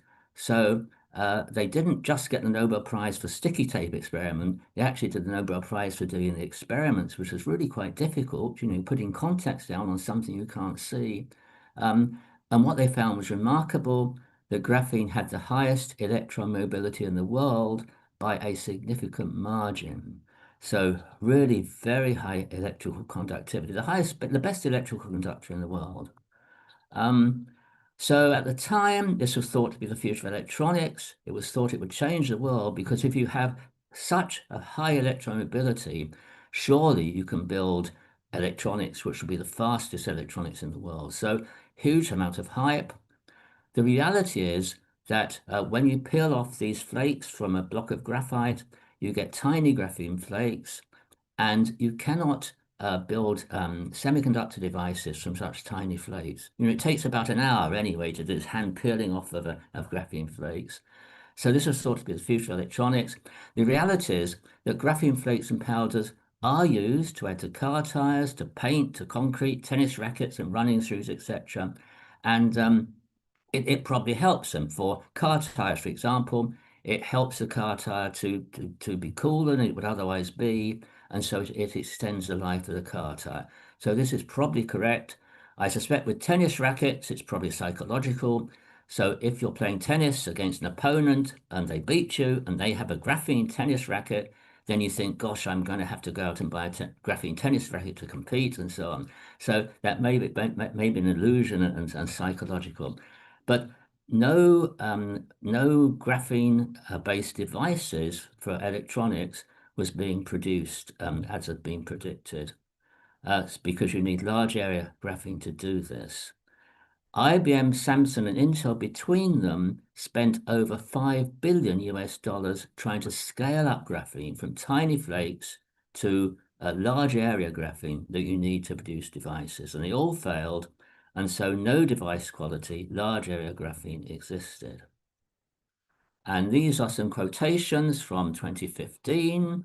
So on your left is a quotation from the World Economic Forum of Davos, which says graphene could soon make your computer 1,000 times faster. Of course, that hasn't happened. On the right, graphene filters change the economics of clean water. As far as I know, that hasn't happened. And in the center, Bosch finds graphene magnetic sensor 100 times more sensitive than silicon. So what Bosch did was to take a tiny flake of graphene and make a sensor just assembling this by hand, which was very difficult. And they found it was 100 times more sensitive than silicon. And similarly, people have tried to make graphene transistors using flakes of graphene, and they do appear to be good, but you can't manufacture like this. So the problem is you can get great results in the lab, but you couldn't scale up. And this was a Bosch press release issued in 2015. Bosch creates graphene sensor 100 times as sensitive as silicon, but unlikely to compete for 5 to 10 years due to the current lack of large-scale, wafer-based and transfer-free synthesis techniques. So they were saying they built it by hand, looks very promising, but you can't actually manufacture, and it'll probably take 5 to 10 years to do this. What existed at the time was a larger scale.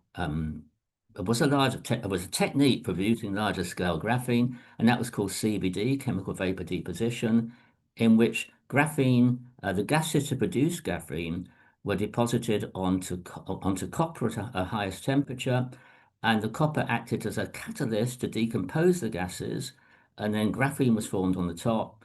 But the graphene that was formed was contaminated by copper impurities by copper impurities, and also when you wanted to transfer that graphene to a more useful substrate than copper, you get contamination again. So CVD graphene does exist on a large scale. It is difficult to use for electronic device manufacturing because of these contamination problems. So I set this as a challenge to my research group in Cambridge. I was working on gallium nitride at the time. I had a large research group on gallium nitride. I span off 2 industries in gallium nitride, which were acquired by a company called Plessey, and they're still manufacturing these in the UK, doing miniature graphene nitride devices. But I said to my research group working on gallium nitride, I said, there's a real need for a new way to make large area graphene. Can you think of how you do it? And 2 months later, Simon Thomas, one of my senior postdocs, knocked on the door and said, I think I can make high quality large area graphene. And I said, well, how are you going to do it? And he said, we're going to use the same equipment, MOCVD equipment, metal organic chemical vaporization, the same equipment that we use for manufacturing gallium nitride. And I said, surely that's been tried. And we did a literature search, and we couldn't find anything in the literature that people had tried this. So we tried it, and it worked, which is rather remarkable.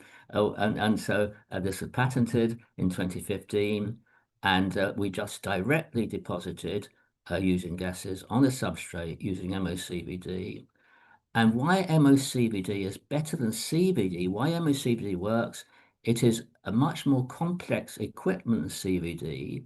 So the best CVD equipment will cost about $200,000. The best MOCVD is about $5 million. There's much more control. And so you can find a growth window in which you can directly deposit gases on a substrate that will produce graphene, gases like methane, for example. No metallic contamination, no transfer process.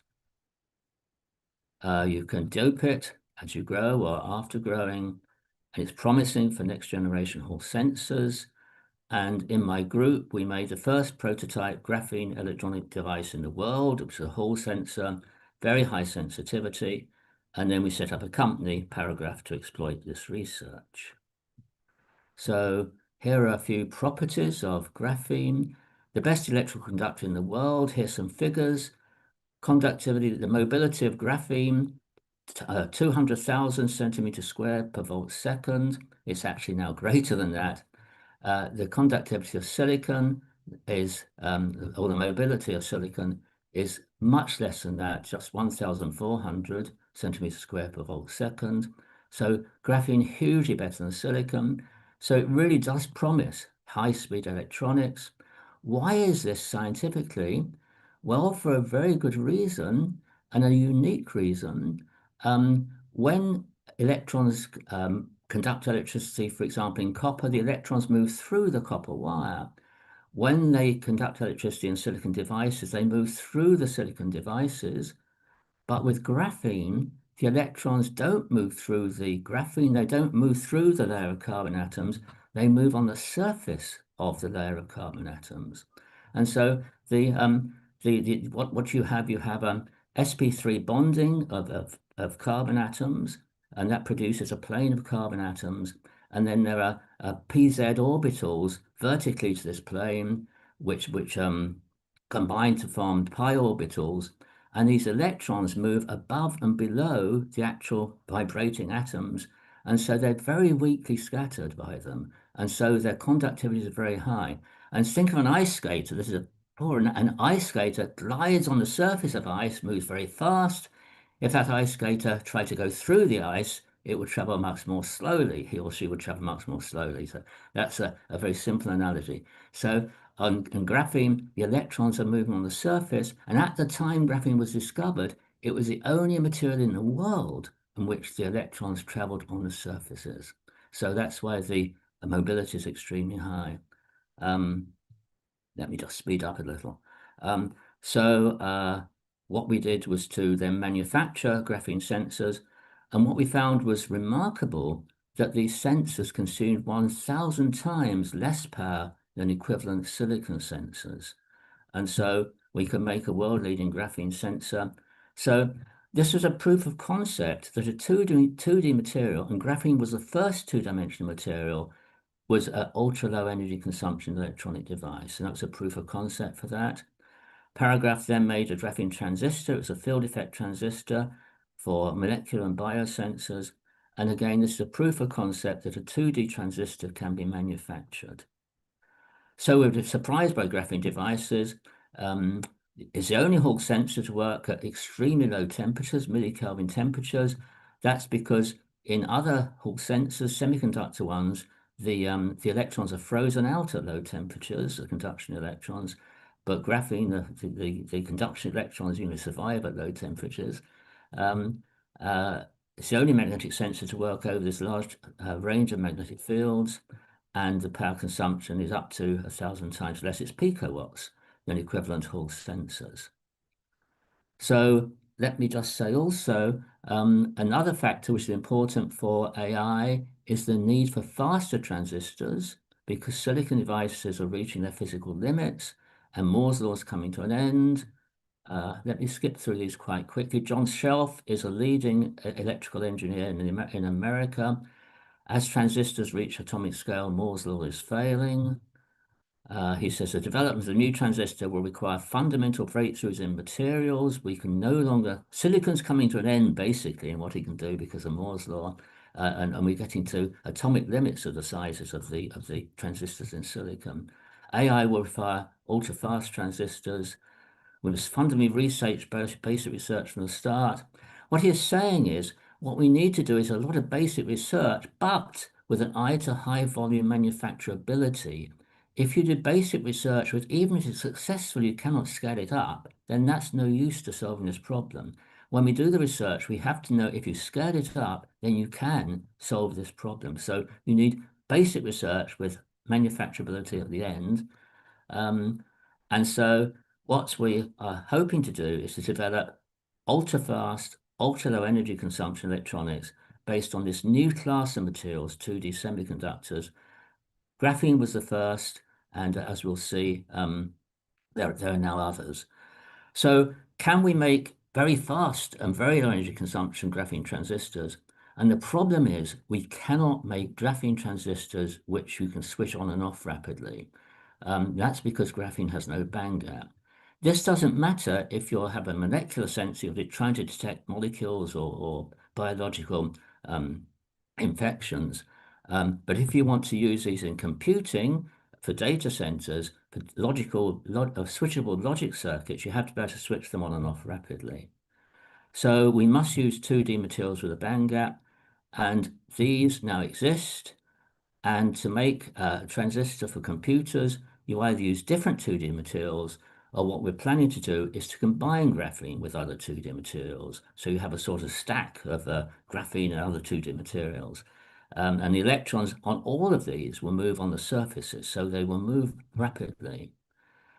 The one problem is the theoreticians now got involved, which is very good, and they predict over 2,000 two-dimensional semiconductors, which are just single layer thick or 2 layers thick or 3 layers thick. Like MOS2 is the most popular one at the moment, and that's 3 layers thick. You have, layer of molybdenum, and above that there's a layer of sulfur, and below that there's a layer of sulfur for MOS2. And so we want to make heterostructures from these sorts of devices. It's a challenge. So let me now summarize. What we demonstrated is graphene Hall sensors can consume up to 1,000 times less power than silicon. We have we believe that because there's that huge power saving, we can make transistors which consume at least 10 times less power than silicon devices. We want to make these devices from atomically thin material called 2D materials. We've recently got in England a program grant. So we've got Queen Mary working together with Glasgow and Nottingham universities with 25 industrial partners. We've got, for England, is a very large grant to try and enable net zero and the AI revolution using these devices in the future and replace silicon devices. Our aim is to produce a demonstrator 2D transistor by 2029. If this works, then it will be transformational and lead to world-leading semiconductor industries. Let me just show a few results before I finish. This is a sample which is a single layer of graphene. It's meant to be a single layer of graphene on top of sapphire and then coated with gold, and the gold protects the graphene and also is a conductor when you're doing electron microscopy and forming using FIB to form electron microscope specimens. The left-hand picture is this gold graphene sapphire structure, and it's called a medium angle angular dark field image. And then what my research student, Deepak Dinka, who's actually with me in this room, did, he just looked at he did an intensity map of this left-hand picture. And when you do an intensity map and then color code the different intensities, you get this picture on the right-hand side. And the blue is sapphire, the yellow is gold. And if you look at this thin green line, that in fact is the graphene layer. So the electron microscope has revealed this graphene layer. There's a 5 angstrom mark at the bottom. This graphene layer is about half that sort of thickness. So it's a monolayer of graphene. And you can see we have a continuous monolayer of graphene on top of the substrate. So this sort of imaging is essential for studying these devices and improving on these devices. This is a failed device, and we weren't sure why it failed.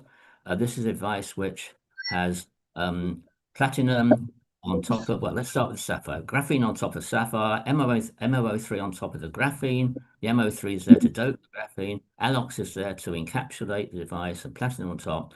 And if you see the graphene on the right-hand side of this is a dark line, but then it becomes a bright line.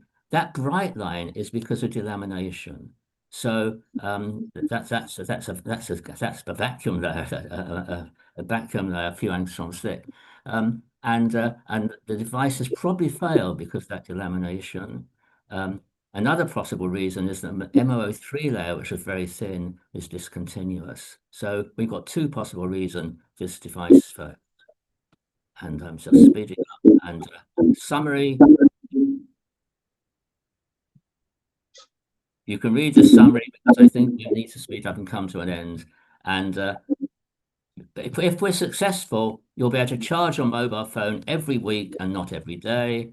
And it'll save lots of money, create jobs and wealth. And finally, happy birthday, Prof. K.A.P. Happy birthday, Anand. Thank you very much.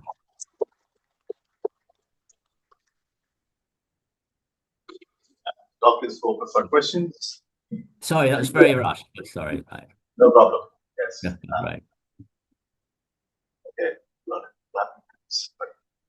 No questions.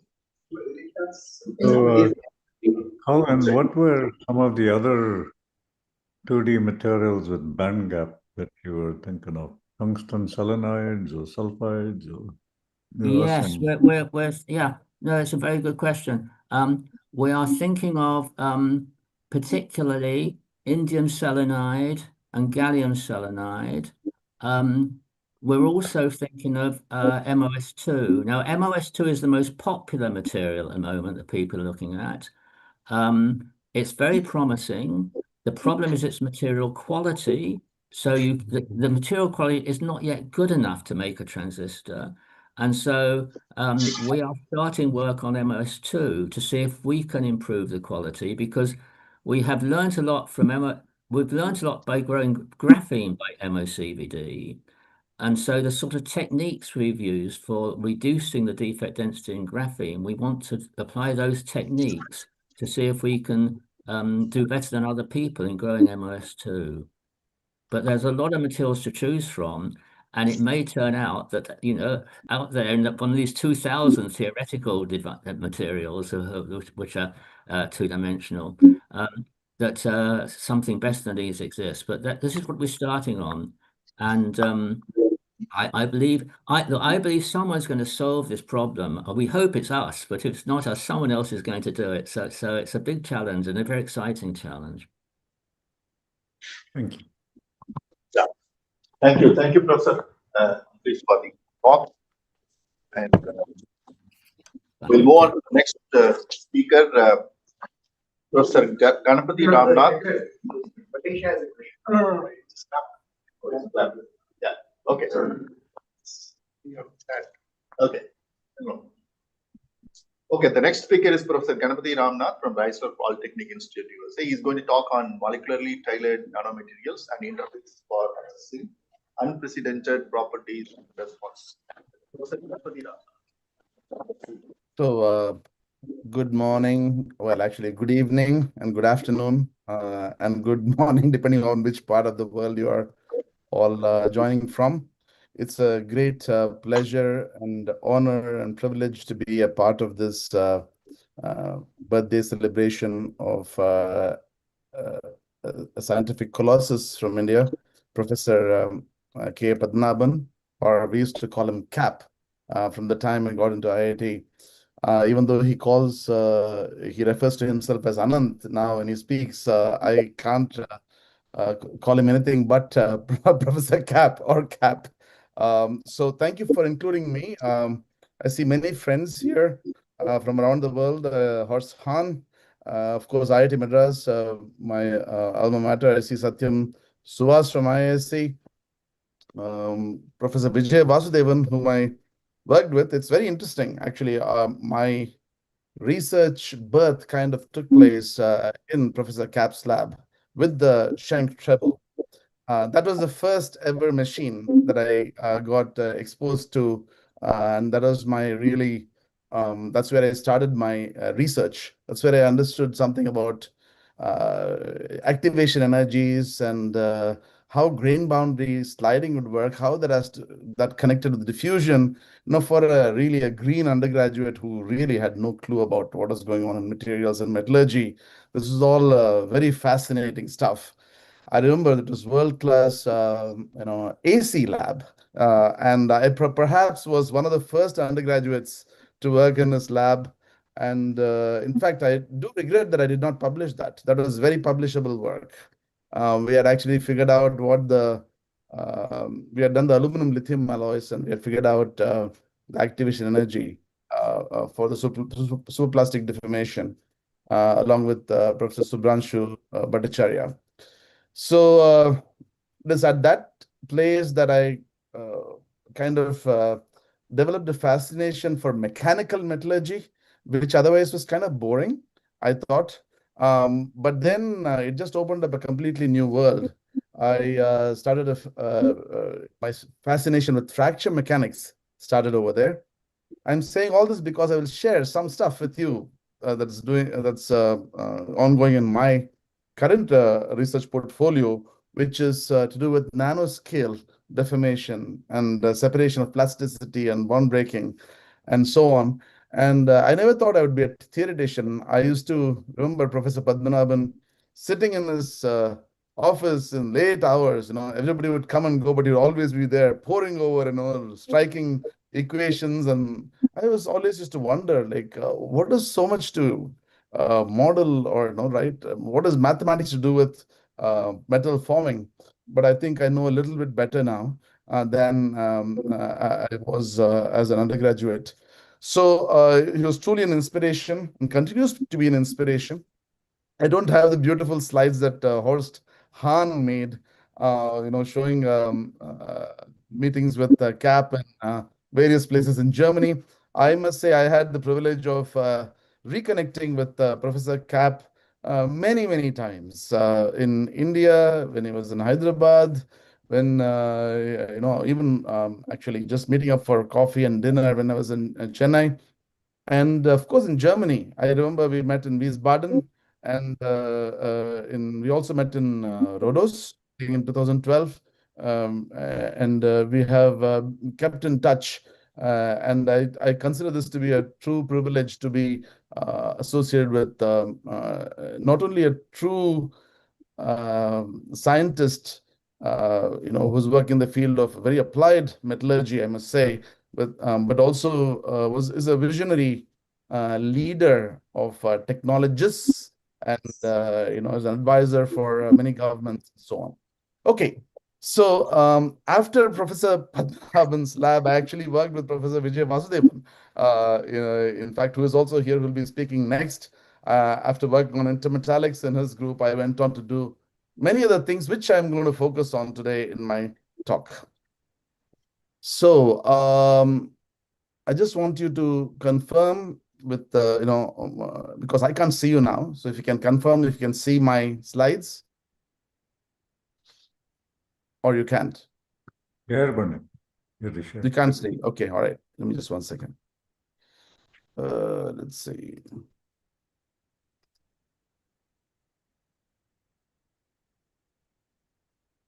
Yeah, we can see. Are you able to see my slides? Yeah. Yes, sir. Yes. Okay, very good. All right, so I'm going to see if I can. All right, continue to share. All right, I'm currently at RPI, but I also hold joint appointments at. Tell him to switch the display. Professor Ganpati, can you switch the display? Yeah. Because is this better? No, not yet. It is not yet shown. You go back to Okay, just one second, please. Please share it again. Yeah. Yeah, just 1 second. Okay, I'm going to keep it like this so that you all are able to see this. I'm not going to go to the screen mode, full screen mode. Can you all see this? Yeah, yeah. Okay, fine. so let's just keep it that way. All right, because if I go to the full screen mode, I can't see you. So, all right, I have a visiting appointment at Uppsala University through the Voluntary Initiative Material Science for Sustainability, which is a wonderful program emphasizing the primacy of materials, as Professor Colin Humphreys mentioned about tackling many challenges that we're moving from, we will be facing in the next coming decades. I'm also an adjunct professor at IIT Mandi on a completely different topic, on Indian knowledge systems, which I will not talk about today. I would like to acknowledge all my wonderful students, postdocs who have contributed to the work that I'm going to share with you today. I would also like to thank my collaborators in Sweden, in RPI, in India, and also in America on these topics. And of course, we're all eternally grateful to the funding agencies, both in the United States, in Sweden, in Germany earlier, and so we hope they keep it flowing. All right. So this collage here shows you the kinds of things I've been working on. And the stuff on the top is basically organized assemblies of carbon nanotubes, which we were the first to demonstrate by using chemical vapor deposition processes in thin film forms. Basically, carbon nanotubes otherwise used to look like black stuff, which didn't have any organization. When I met with Professor Jain here when he joined RPI, I said, no, this wouldn't work, and then made it compatible with the thin film processing for potential use. We worked a lot with nanoparticles, nanoparticle assemblies, and meso assemblies, and so on, a variety of materials. I will just talk about one example from that body of work. We were able to make nanowires, nanotubes, nanostructures, which are heterostructures like this, or branch structures, and so on. But in addition to sizing and shaping, which everybody, their brother and sister, is able to do around the world by simple chemistry, we were able to also to dope these nanostructures and get some unusual properties. And I'll show you how we were able to combine nanostructuring together with electronic structure doping to get high thermoelectric figure of merit materials, a whole new class of materials. I'll give you a glimpse of that. So that'll be the first few minutes. Then I will move on to this little area that I've been working on for the past 25 years, a little bit more, where we have used single molecular layers at interfaces to do a lot of different things. It was actually a wild idea that started as an undergraduate project, but it has really blossomed into many different areas of interest. I will give you some examples here about how we can use a single layer to inhibit diffusion, make non-sticking materials stick. And this is all with inorganic materials, okay? We're talking about inorganic interfaces, but using a molecule that is organic with the right kind of hooks. We'll show you that we can enhance thermal conductivity, we can get unusual fatigue behavior, we can study fracture mechanics at the nanoscale, study stress corrosion cracking, the atomistic scale mechanisms by macroscopic experiments, but get nanoscopic insights. I will also share with you finally how we can use these molecular layers to control the thin film morphology of ultra thin layers, which usually are not continuous. But if you want ultra thin continuous films, you can use these molecular layers as wetting agents to be able to control the growth morphology. Finally, I will give you an example of how we can create, since putting one molecular layer at an interface, we can get all these wonderful properties. How about multi-layer them and look at superposition effects to get emergent properties? I'll give you a couple of examples here. I listened to Sriram Subramanian's talk with the fascination about acoustics. We have some acoustic measurements here done. that we have done, which might be of interest. We could talk more to see if there's any overlap. So here are some nice, pretty pictures. This is from Illinois. Host mentioned about his connection with Illinois. I got my PhD at Illinois, where I worked on thin films, CVD, played with all the toys, all the electron microscopes, spectroscopy machines, and so on over there, which many of you know about, including Vijay. And I will not talk about that. Here are some very pretty microscopy pictures. These are all SEMs. Scanning electron micrographs of organized assemblies of carbon nanotubes, just to show you because it's pleasing to see. Now, coming to thermoelectrics, here what we essentially did was we were trying to decouple three different properties that were at war with each other. So which is Seebeck coefficient, the electrical conductivity, and thermal conductivity. The thermal conductivity can decrease by nanostructuring. Many people have done that. But the question is, can we keep this alpha squared sigma high enough to get high figure of merit? And we did that for many, many materials by using a very simple process, a microwave process where chemistry does your shaping and sizing. We get beautifully shaped nanostructures, which are not only shaped and sized very well, very controllable.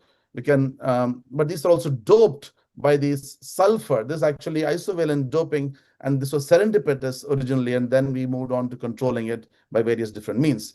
Now, these nanostructures we made into pellets by powder metallurgy techniques, and what we found is we can make P and N-type materials with higher ZT than other materials that are just made by crushing.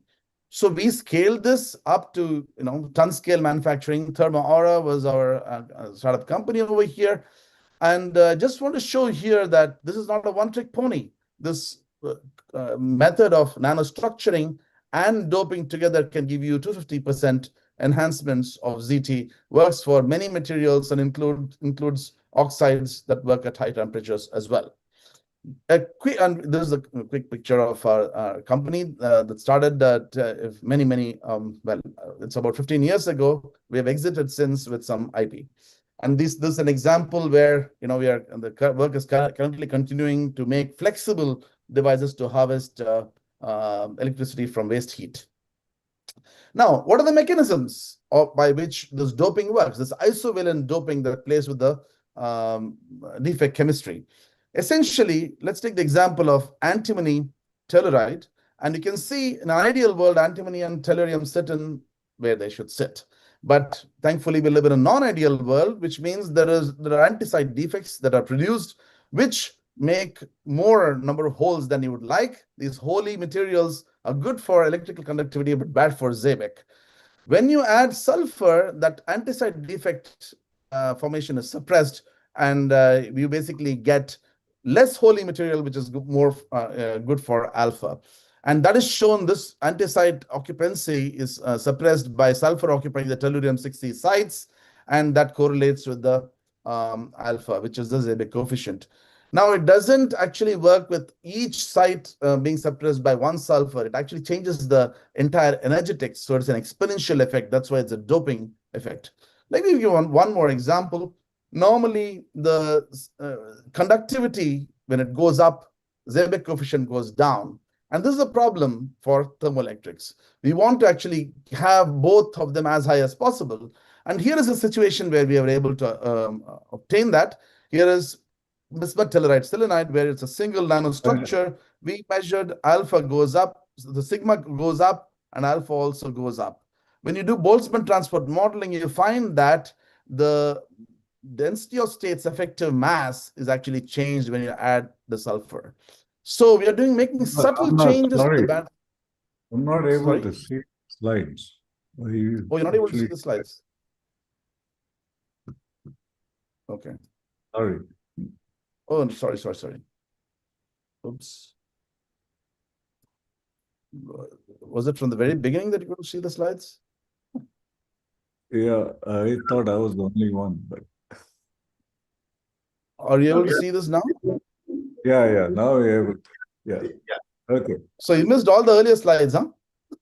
Didn't see him. I didn't see him. I don't know about the others. No, we all had. We all had no problem. I had no problem. Ramnath, we had seen it. No problem. Okay, thank Sorry. you. I'll take your word for it. Yeah, please continue. Yeah. All right. So you can see over here that we are able to increase, make subtle changes to the band structure by adding sulfur in small amounts. Because people have tried adding large amount of sulfur, but always it messes up things. Now, this is not some cute little thing that works only for a single nanostructure, but you can also make this work for the entire bulk pellet made of nanostructured grains. You can see both alpha and sigma go up. And there are changes in the band structure, which I will not talk about in too much detail. So we are able to actually make we were able to create a whole new class of materials with novel properties in thermoelectrics. Now, let me talk a little bit about using molecular nanolayers at interfaces. We have shown that you can make non-sticking materials stick. It can increase dynamic toughness. It can block diffusion, all a single nanolayer. So let me give you a quick example of what happens over here. Oops, sorry. This is, I think I shouldn't have this like this. I should have. All right, let me keep it the way it is.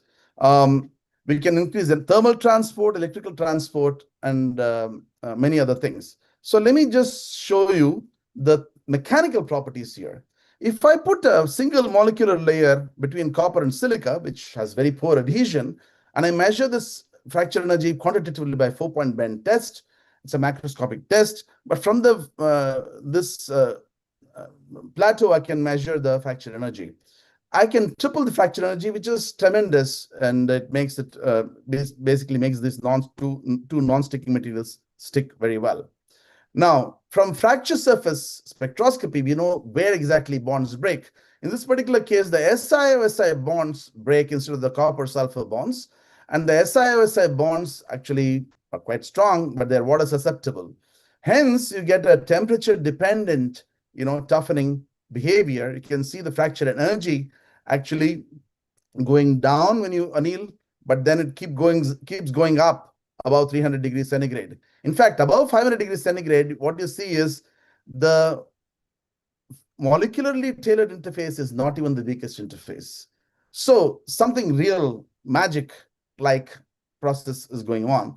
And essentially that magic is that SiO-Si bonds that are formed over here are, they don't rehydrate when you heat it to above 400 degrees centigrade. This is known in bulk silica, but we've shown this at individual at a nano layer. So very recently, we also did many simulations. We are taking these molecules of different lengths and different terminal groups, and we are able to show that the tensile stress and the toughness actually both are a function of the molecular length as well as the functional group. And this we have done this for gold with diethiols and diamines with different lengths. This theoretical work, which I shared with Professor Cap a year ago. One other area we're working on here is to use these molecular layers as stress-relieving agents. Because now, just like you can think of dislocations or grain boundary sliding, if you are able to switch the bonds one at a time without breaking without breaking all the bonds at the same time, you can actually relieve stress as shown over here. The out-of-plane stress is shown over here, can be relieved quite nicely. Let me show you in the next slide. This is all thermally activated processes, and we find that the stress relieved is actually a function of the molecular coverage. Best coverage is not that great. In fact, having holes and defects is good because that's when the switching and moving around of the molecules becomes easier. So I talked about these molecules, going to 300, 400, 500, 600 degrees and yet enhancing adhesion. Well, these molecules obviously break up, but they have nowhere to go. They are at a buried interface. These molecules have been studied for ages on surfaces, but we were the first to study them at interfaces to do something useful for inorganic materials. And in fact, with these studies, what we found is a single layer of molecules, like for example, when you use a germane, we can find that there is copper silicate formation with a single layer of germane. But when you use a silane, such a phase transformation doesn't happen. So one layer of atoms can change the phase formation pathways. And we have used this concept to be able to enhance the electrical contact conductivity at metal semiconductor interfaces. You can see here, if for thermoelectrics like bismuth telluride, people just put copper or nickel and use them. They call one as a diffusion barrier, one as a contact. Just it's just colloquial stuff. But what really happens when you put a molecular nano layer, if you put and these are non-conducting, the octane dithiol actually increases by several fold, increases the contact conductivity several fold. From 50 to 450, that's 9-fold, and to 650, that is 13-fold. So a single nanolayer can enhance thermal conductivity. And the reasons for this are many, depending on which system you look at. And that is because the molecular layer actually scavenges the interfacial oxygen, which can give you better contacts. And also, it can change the phase formation pathway and forms different phases, which can give you ohmic contact behavior. Here is the correlation of thermal conductivity. See, normally when you put a soft material between two hard materials, the thermal conduction goes down. But here we have shown that the thermal conductance is correlated with the strong interfacial fracture energy, which I have called toughness here, and that can be controlled by the strong bonding at the interface. So here is the fracture mechanics part. One of the fundamental problems is in fracture mechanics is to separate the energy that goes into plasticity and bond breaking. At a metal ceramic interface, it's more so because you cannot ignore either. What we did in this particular case is we use a molecular layer, so we know exactly where the bonds are breaking, which is SiO-Si bonds. When you change the water content, you're changing the strength of the interfacial bond. So as you desiccate more and more, you are increasing the fracture energy more and more. But the rate of increases are in two different regimes. Here's the bond breaking regime. Here is the plasticity regime. We are able to separate them very well. What this means actually is at this point, when you calculate the stress at this point, it corresponds well with the yield stress of copper. So this is the point at which the molecules transfer the load to the adjacent layer for plasticity to happen. So you can actually study the stress corrosion cracking and similar processes at interfaces by using these molecular layers. These molecular layers can also give you some unusual frequency-dependent properties. Here you can see there is a peak in the fracture energy that is higher at certain frequencies, which is higher than even the static energy, which is very unusual. And the reason for this is essentially, this interface strengthening happens by the molecular layer. If I weaken the interface with, let's say more water, basically this effect goes away. This peaking doesn't happen. If I use a polymer that is soft, then this is there, but hard polymer doesn't happen. So what is really happening essentially is the molecular layer is transferring the load to the adjacent polymeric layer and hence causing toughening. So you can create, such toughening profiles with different peaks and so on. And we thought if we can control these peaks, we can create mechanical band gap materials where we can get new kinds of properties.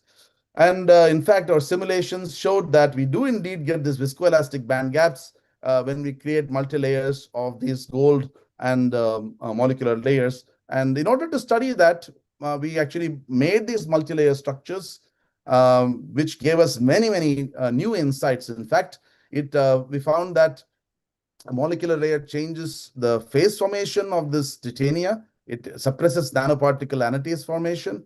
It changes the kinetics of titania nanolayer growth. It also alters surface roughness, among many other things. So we did some acoustic measurements, and what we find is a phenomenon of damplification, where the molecular layers enhance transmission of acoustic waves and damp in other regions, depending upon what the frequency is and what the number of interfaces is. So this is something that we're looking into. The very last thing that I'll share with you is this idea of trying to get ultra-thin continuous films. So here are in vacuo X-ray photoelectron spectroscopy data. This is not published yet, but I'm sharing with you because it's exciting. Without any molecular layer, when you grow cobalt, you actually get rapid saturation of the substrate intensity. What that means is you're getting islanding.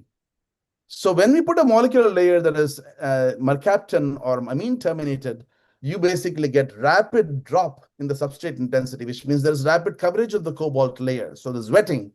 And that is confirmed by or corroborated by the decrease, several-fold decrease in roughness for the 3 cases.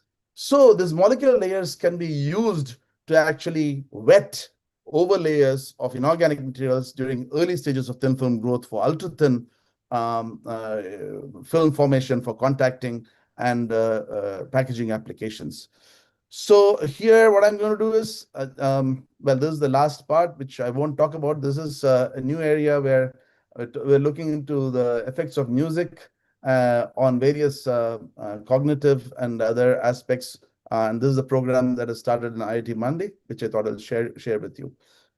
Thank you very much for your attention. With the summary, I'd be happy to answer any questions.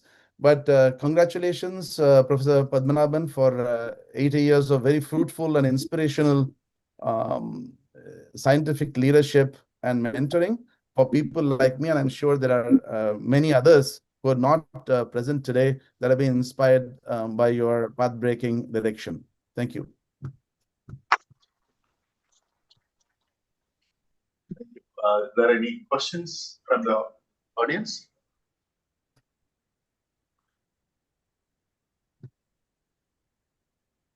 I'll check whether anybody online. Okay. Okay, if there are no questions, let us thank the speaker once again.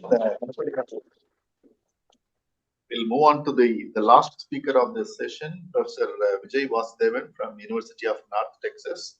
He's going to talk on novel nickel moly chromium tungsten superalloys for high temperature structural application. Professor Vijay Vasudevan.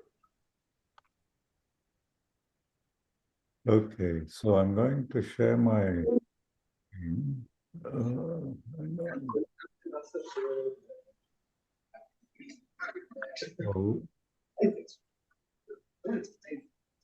are you able to see my screen? Yeah, but you can put it in the slide mode, yeah. So I'm going to put it in this mode. Is that all right? Where I can see all of you and I can also see my presentation. Is it visible? Yes.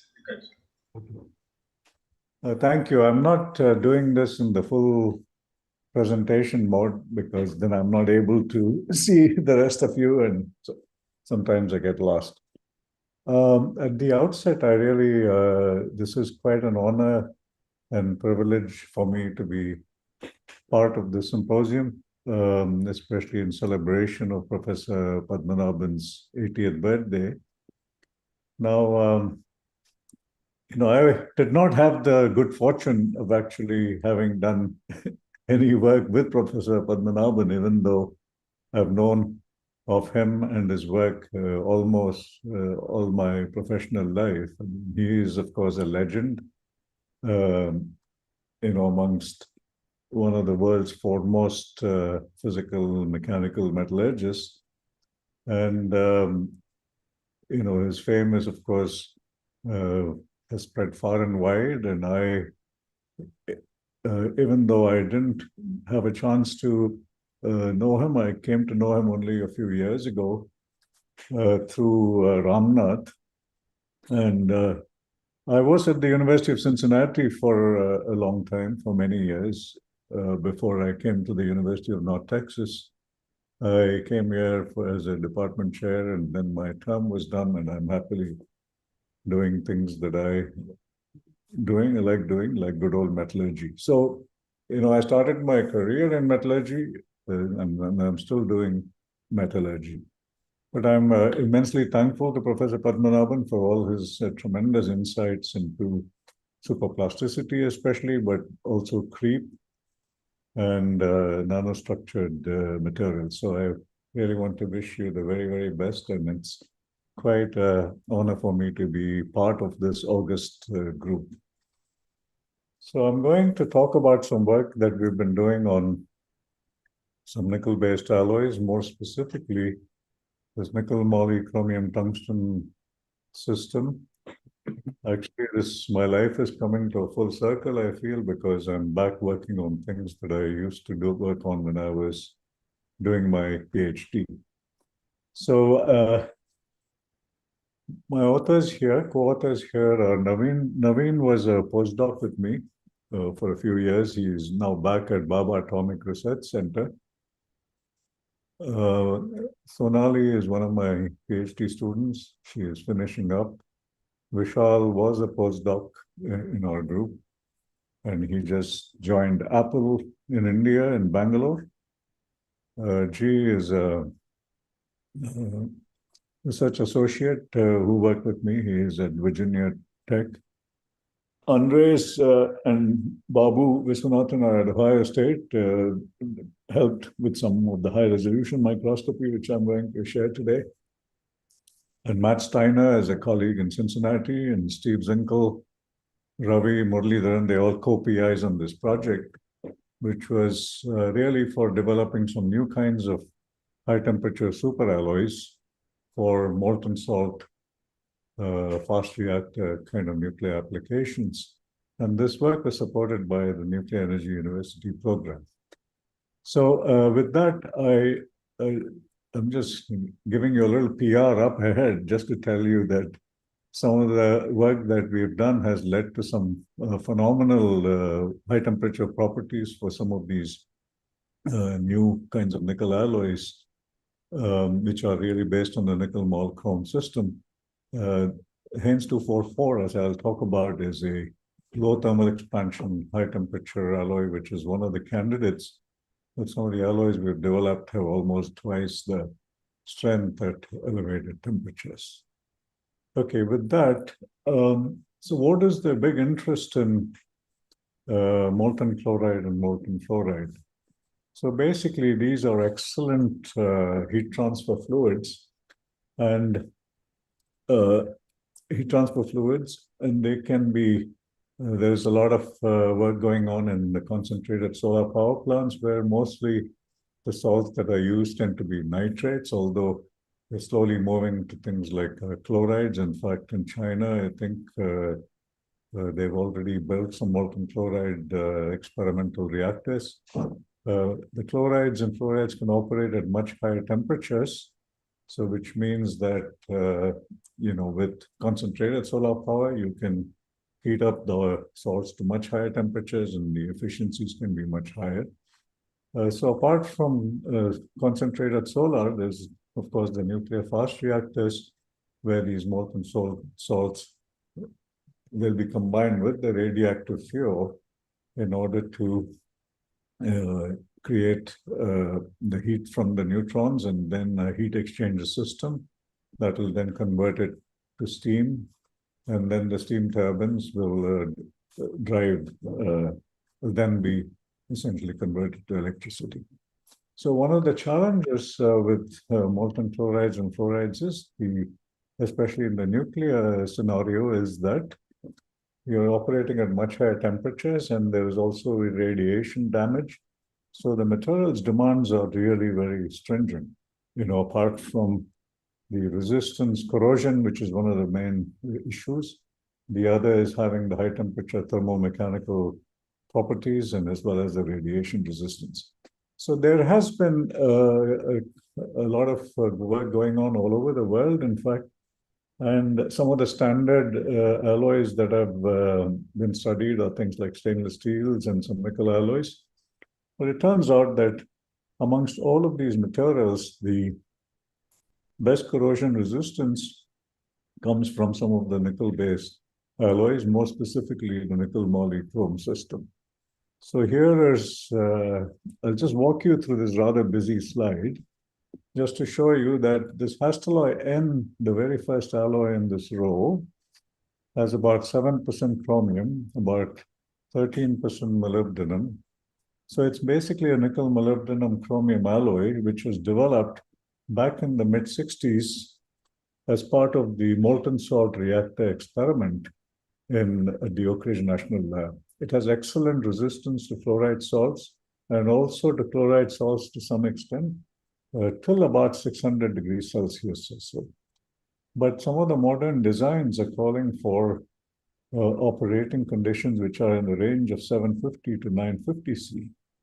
So where first alloy N doesn't quite have the creep resistance or the radiation resistance. There are some other nickel alloys that I've put here in this table.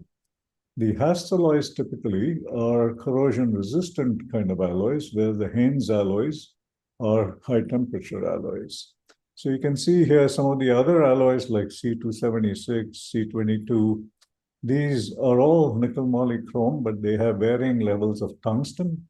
And tungsten is a very interesting element because it's one of the slower diffusing species in nickel alloys, and it gives you very good creep resistance and very good solid solution strength, but also because of the slower diffusion, it enhances the creep resistance. So 230, for example, is a high tungsten nickel tungsten chromium alloy.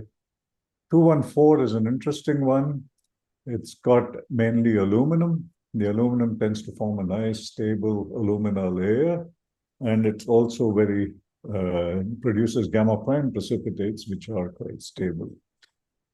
Hence 282 is another candidate, but it's got cobalt in it, so it's probably not good for nuclear. It's strengthened by gamma prime precipitates. There's a very interesting alloy, the Russian alloy here, which is similar, except it's got small levels of titanium and aluminum and reported to have excellent heat resistance, as well as corrosion resistance. And then there are some several high tungsten alloys that were developed are still under consideration. For instance, in France, high 21%, and some older alloys from Japan, which were developed as part of their ARONS program for nuclear steel making. And finally, in Oak Ridge, National Lab developed a series of alloys which contain lower chromium, but invariably contain molybdenum and tungsten. But the common feature is higher levels of tungsten in all of these compositions. And finally, Haynes 244, which is like a baseline alloy, has about 8% chromium, 22% molybdenum, and 6% tungsten. It's a successor to a previous alloy called 242, which did not have tungsten, and it's strengthened by the nickel 2 moly chrome precipitates. So one of the things is, when you're for these high temperature properties, especially for creep resistance, as well as for radiation resistance, solid solution strengthening alone doesn't cut it. You're going to need some ordered precipitates. And one common feature in all of these compositions is that a variety of ordered phases can form. So this slide here, another busy slide. On the left corner, I show some of the A3B kind of compounds. Amongst these, nickel 3 aluminum is the well-known gamma prime L12 structure, which is the main strengthening phase in nickel-based superalloys. But there are some other types of ordered compounds that are equally interesting and equally can provide strengthening. Amongst these, I have to point to the so-called 420 FCC ordered phases. This is very common in the nickel moly kind of system. The idea is that these are all ordered phases which are formed through the stacking of the 420 FCC planes in the structure. So the arrangement of nickel and molybdenum atoms, for instance, in the nickel 4 moly structure, every fifth 420 plane is occupied solely by moly atoms, the intervening by nickel atoms, and the consequence is you get superlattice reflections of every fifth 420, and there are two possible variants depending on whether the c-axis is parallel or anti-parallel. In a related way, this nickel 3 titanium gamma double prime structure is one of the main strengthening phases in canal 718. It's also formed through the stacking of the 420 FCC planes. The difference is that every fourth 420 is occupied by the moly atoms, the intervening 3 by nickel atoms. And the consequence here is that you get superlattice reflections at every fourth 420. There are 3 possible variants of this DO22. It's the main strengthening phase in 718. And lastly, the nickel 2 moly phase is also based on the 4-2-0 stacking, except that every third 4-2-0 plane is occupied solely by moly atoms. So you get superlattice reflections at 1/3 4-2-0 or 2-2-0. By the way, this nickel-2 moly chrome phase is the main strengthening precipitate in Haynes 244. So it forms as ellipsoidal disks, is very highly coherent. So the important point is that you can easily distinguish or discriminate these various ordered phases by electron diffraction, and you can see that from these two reciprocal lattice sections. The other important point I want to mention is that the energetics in terms of, there have been first principles calculations as well as based on S+P bonding, showing that alloying can completely alter the type of ordered precipitate you form. So you can really control it to go from nickel-2 moly to DO22 to L12. So we've been playing around with that. So what we did in our study was to look at two things. One is replace molybdenum with tungsten in order to raise the order disorder temperature, go to higher temperatures, and also get higher solid solution strengthening. The other was to add aluminum and titanium to control the types of ordered phases. So very quickly, I'm going to walk you through some of the results, and then I'll show you the last part of my presentation. So here's the Haynes 244. The compositions here are expressed in atomic percent. So the sum of these two, moly and tungsten, is about 17, 18 atomic percent. Some of these alloy 4, 6, and 7. 4, basically, we replace some of the moly with tungsten. The others, part of the moly is replaced with aluminum. Part of it is replaced with titanium. And then also a variation, aluminum containing Haynes 244. And finally, these last 4 experimental alloys are basically contain different levels of molybdenum, going from high to low, but commonly containing aluminum and titanium. And that's what I will finish my talk with. Okay, so going first, so these are some age hardening curves. You can see the Haynes 244 is down here, all at 750 C. All are responsive to age hardening. When you replace part of the moly with tungsten, you get additional age hardening, as you can see in this alloy 4. Finally, you replace some of the molybdenum with aluminum. You get another burst of strength in this alloy 6. And finally, when you add aluminum to Haynes 244, big jump in the hardening.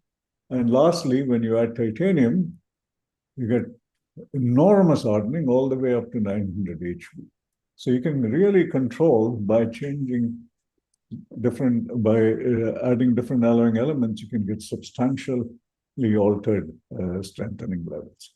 Now, what is causing all this strengthening, right? So if you look at this alloy with aluminum, for instance, what you see is because of the presence of aluminum and titanium and large amounts of tungsten, you actually end up forming some BCC tungsten particles. In the binary nickel-tungsten phase diagram, there is a region where alpha tungsten is in equilibrium with gamma nickel. And in fact, at these high tungsten levels with aluminum and titanium, you can actually form some BCC tungsten, which can pin the grain boundaries. More interestingly, of course, if you look at the age-hardened structure, you get these beautiful cuboids of gamma prime, and along with platelets of gamma double prime. And actually, you get the sandwich kind of microstructure, extremely stable, where you have gamma prime cubes. On all faces, you have gamma double prime.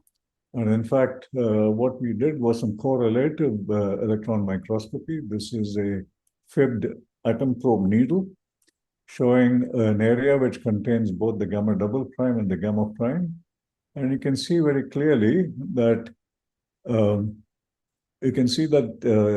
along this interface, this proxygram, you can see that the gamma double prime has lower levels of aluminum, but it is enriched somewhat in tungsten is going up. Moly is kind of depleted. Chromium is also depleted.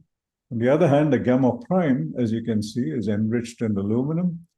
And the other important aspect here is that both the tungsten essentially substitutes in this structure for aluminum, both in the nickel-3 aluminum and the DO22 structure.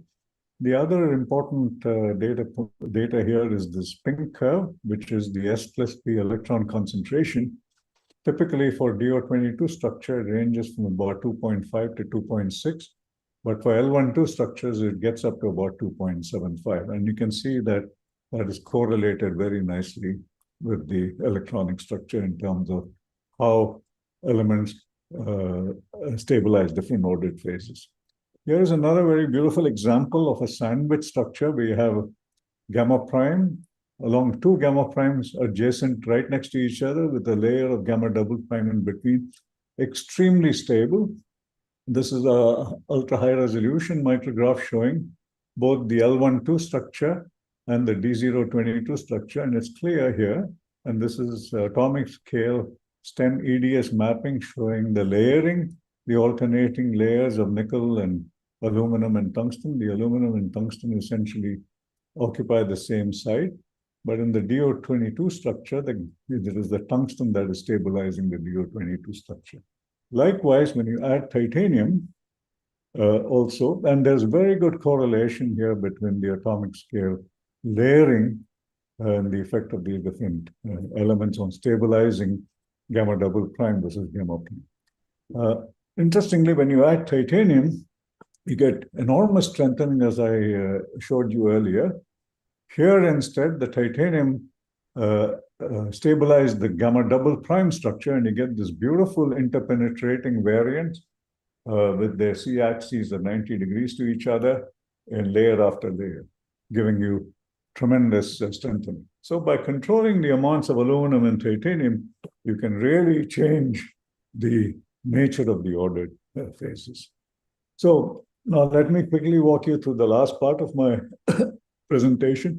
So based on some of this knowledge, we designed a new set of alloys because the nickel-2 molychrome, I should point out, precipitate, is metastable in this system. So under creep conditions or at long aging times, it gets replaced by this mu phase, which is an embrittling phase, and also the strength dramatically drops. So we said we're going to try to rely on strengthening by combining with aluminum and titanium to get the stable gamma prime or the gamma double prime structures. And then we also looked at varying the amount of molybdenum, because the molybdenum tends to form the Laves phase and the mu phase. So you want to try to avoid that. And we wanted to see how much moly can we tolerate at the same time control phase stability.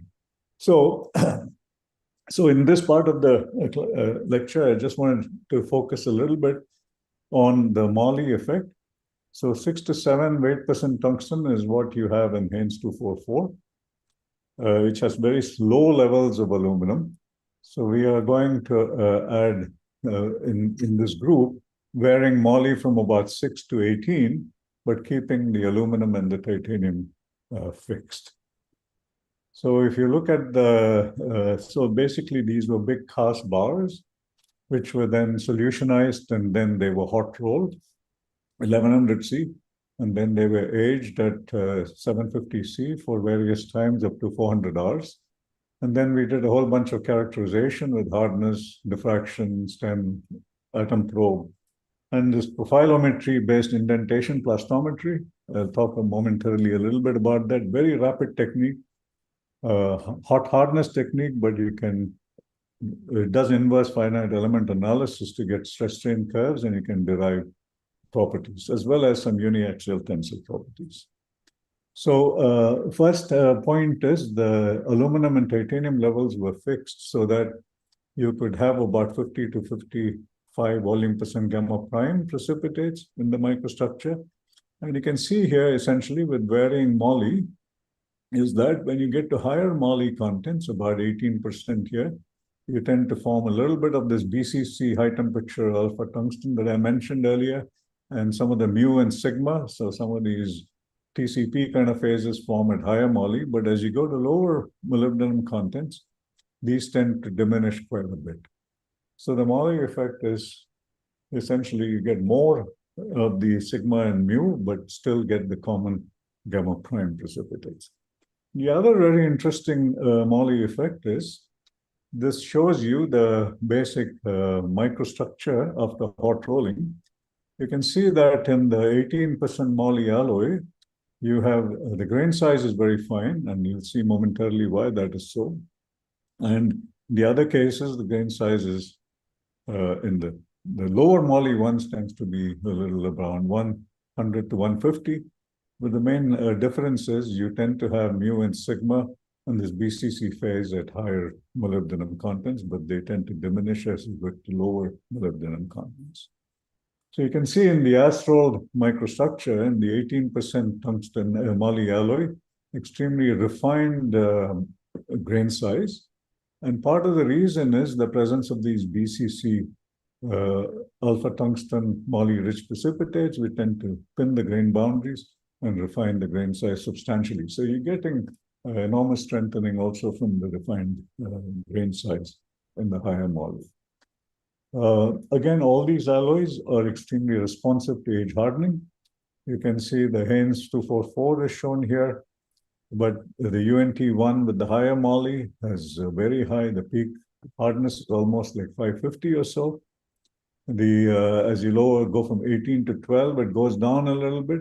And finally, when you get to about the 6 to 8% Molly level, again, still significant hardening.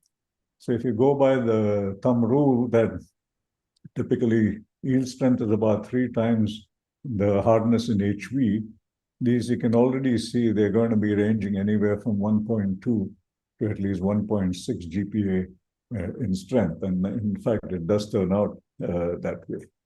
In terms of microstructure, you can see that the higher molybdenum containing alloys here have the BCC particles, but in addition, they also have the mu phase, which I'll show you, and there is another sigma phase which forms as platelets within the grains.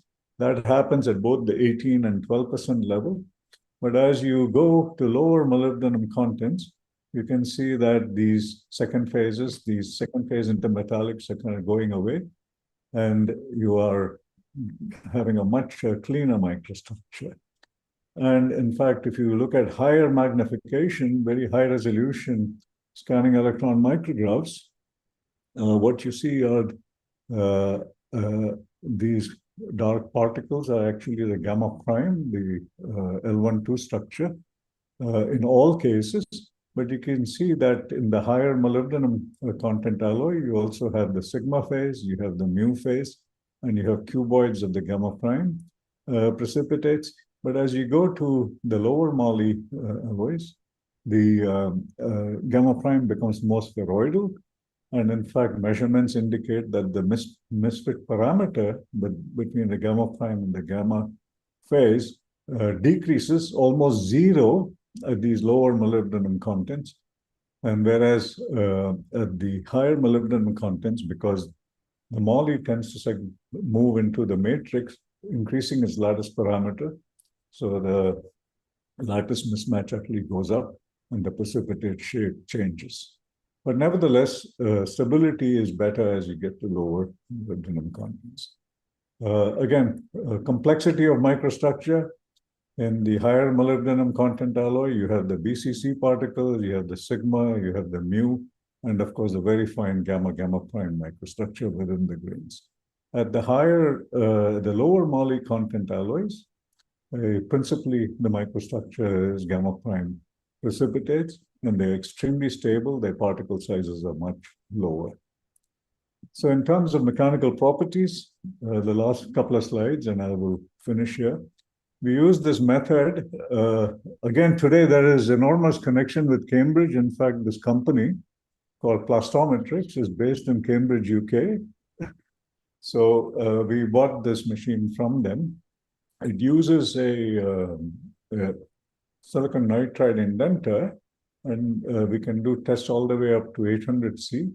The load displacement curve is then simulated by profilometry, and you get a beautiful stress strain curve, and you can predict both the yield strength and the maximum strength, and at least the uniform elongation. It's a very rapid technique, and it's being conducted all the way up to 800 C.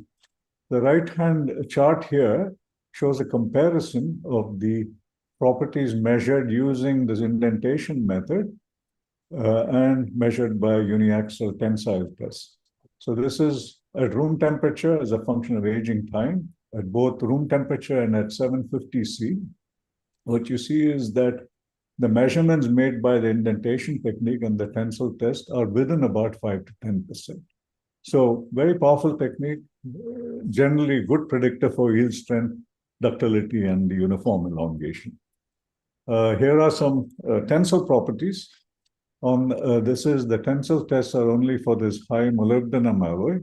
As you can see, in the as-rolled condition, the alloy is pretty ductile, and it has a strength of almost 1.4 GPa at room temperature.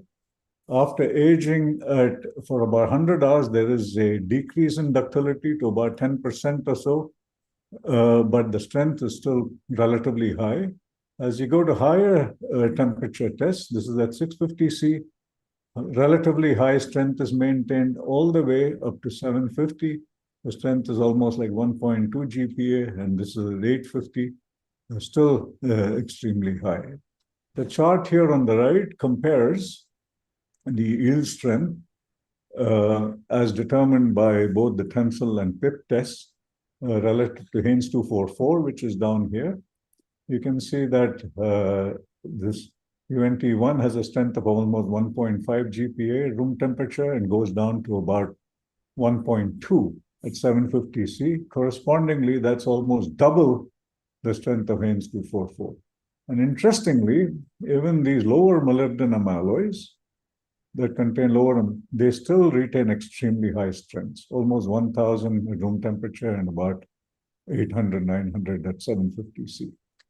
One more thing I want to point out on the chart here on the right side is I've compared the strengths of this UNT1 relative to some of the other high gamma prime alloys like CM cast Maram 247, Rene 125, Haynes 282, and you can see that the UNT1 here matches extremely well. In fact, it's much higher than all these high gamma prime alloys. So spectacular properties in terms of the high strength and high temperature strength.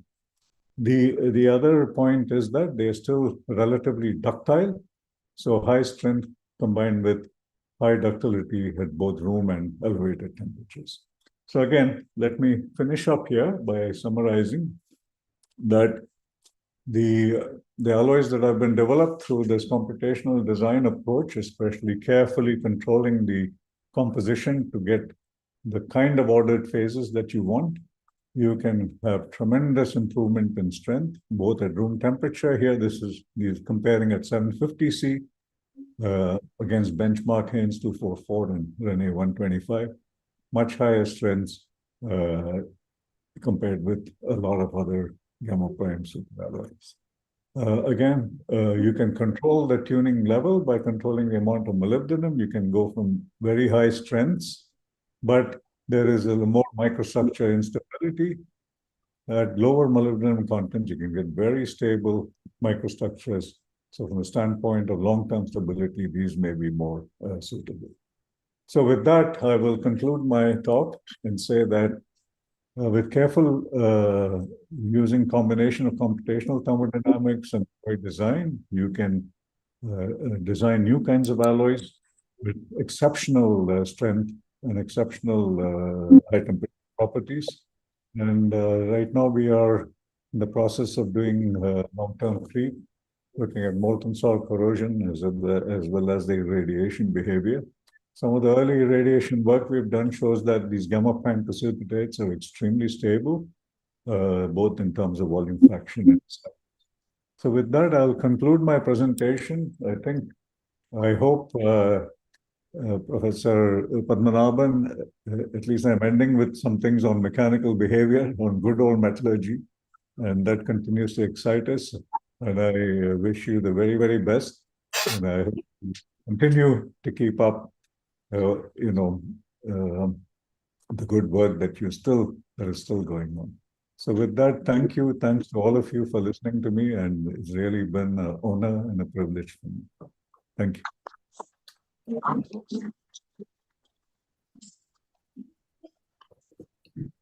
Any questions from the audience? Yeah, may I ask a question? That was a very nice talk with Thank you. really interesting microscopy and observations. Now, this is not my field of expertise, but my understanding is that you require a strength of only about 200 megapascals at the operating temperature. So by making this material really, really strong, are you compromising things like weldability and homogeneity of the material when you scale up? And you also mentioned thermal expansion coefficient. How did you actually engineer the thermal expansion coefficient to avoid thermal fatigue? Actually, thank you, Harry. For the question, the Haynes 244 is itself well known as a low thermal expansion coefficient alloy. In fact, it's the progenitor to Haynes 244 was Haynes 242, which has 25% molybdenum and 8% chromium. And so as you know, some of these alloys, they are so-called 1-1/2-0 alloys. They show the short-range order structure, and even in the FCC solid solution. And even the electrical resistivity, the temperature dependence of electrical resistivity of the short-range ordered state is quite opposite to that in normal alloys. And that, in fact, is also related to the coefficient of thermal expansion being somewhat lower. So we did not do anything in particular to engineer. It just turns out that many of these nickel moly chrome alloys tend to have a low thermal coefficient of thermal expansion. Now, in terms of your the other question with regard to the thermal fatigue, I have no idea at this point. Neither do I know. We have not looked at the fatigue properties yet. We've been mostly focusing on trying to improve the corrosion resistance against molten salt, just to boost up the high temperature strength, and then introduce these more stable ordered precipitates to see if we can improve the radiation resistance. So still a far away from having an alloy that is going to. So the only real scale up we've done is make bars, and we've hot rolled it, and so far the properties are looking look very good, but there's a lot more work to do. A lot more to do. The first part of my question was that you made these things really strong, like 800 Vickers hardness. Surely that's going to give you problems when you weld. Yeah, definitely. That's why we that particular alloy that I showed has relatively high tungsten, and the titanium gives you a very, very high volume fraction of the ordered gamma double prime precipitates. And clearly, from an engineering standpoint, that alloy is not going to have much ductility, and which is why we cut it down. We're going back to more realistic levels in terms of the tungsten, because when you're talking about making large ingots, melting and so on could be an issue. And yes, definitely, I think from the standpoint of having such a high strength, may not much give in the way of ductility, is probably not a good idea. So I think, which is why we studied this effect of moly and kept the tungsten fixed to kind of lower the strength but have better long-term stability. Thank you. So definitely, what I think I wanted to show was that we can get very high strengths through control of these ordered precipitates, but that may not be the most desirable thing. They have to compromise for long-term thermal fatigue and creep resistance. So that is That's what we are working on at the moment. More realistic, but at the same time maintaining pretty high temperature strength, creep, and radiation resistance. Thank you. Excellent. Is there a way of removing all the slides you have put here? I'm not able to remove it from my computer. I'm only seeing the several slides, one over the other. Yeah. Yeah, they are disappearing, yes. Can you make them disappear completely? Because, I'm getting only a layer and layer of... Hang on. Let me just stop sharing my... Yeah. I think if I stop sharing it, Yeah. I thought I stopped. No? No, yeah, I'm not able to remove it from my side. I think I stopped sharing my... I think go to Zoom and unshare. Huh? Hang on. Yeah. Unshare. Yeah, I don't think I'm sharing this anymore, right? No, I can see your screen. You're still Okay. No, mine is, I don't know why. I'm not able to remove anything from here. Hang on, let me take my... Let me close this and see if that makes a difference. Yeah, it's I decreasing. think, It's decreasing one by one. No, I think you need to remove sharing because it's the screen share is being shared. But Shankaran, you can actually, I think you can yeah, I think I disable sharing. stopped sharing it. Yeah. Yeah, why I'm doing it is because I have to say a few words now, according to Shankaran. So, Yeah, sorry. so I need Is a it gone? screen. Is it gone? No, No, we can read your email. Okay. Oh. Okay. So Vijay, just quit PowerPoint. Quit PowerPoint. Let me just Unless you click on his icon, then you can try something on his. Yeah, now I'm It's clear. done. Yeah, then you come back. Professor Okay. Padmanabhan, can you just Yes. tilt the camera a little bit so that we can see your face fully? Can you see me? Yes, Yes. sir. Better. Okay. Can you see now? Yes. Okay. We should take a screenshot No, why of everyone. it's not coming? I don't know. I mean, right through all of you are except host. Now it's only host on I'm seeing full.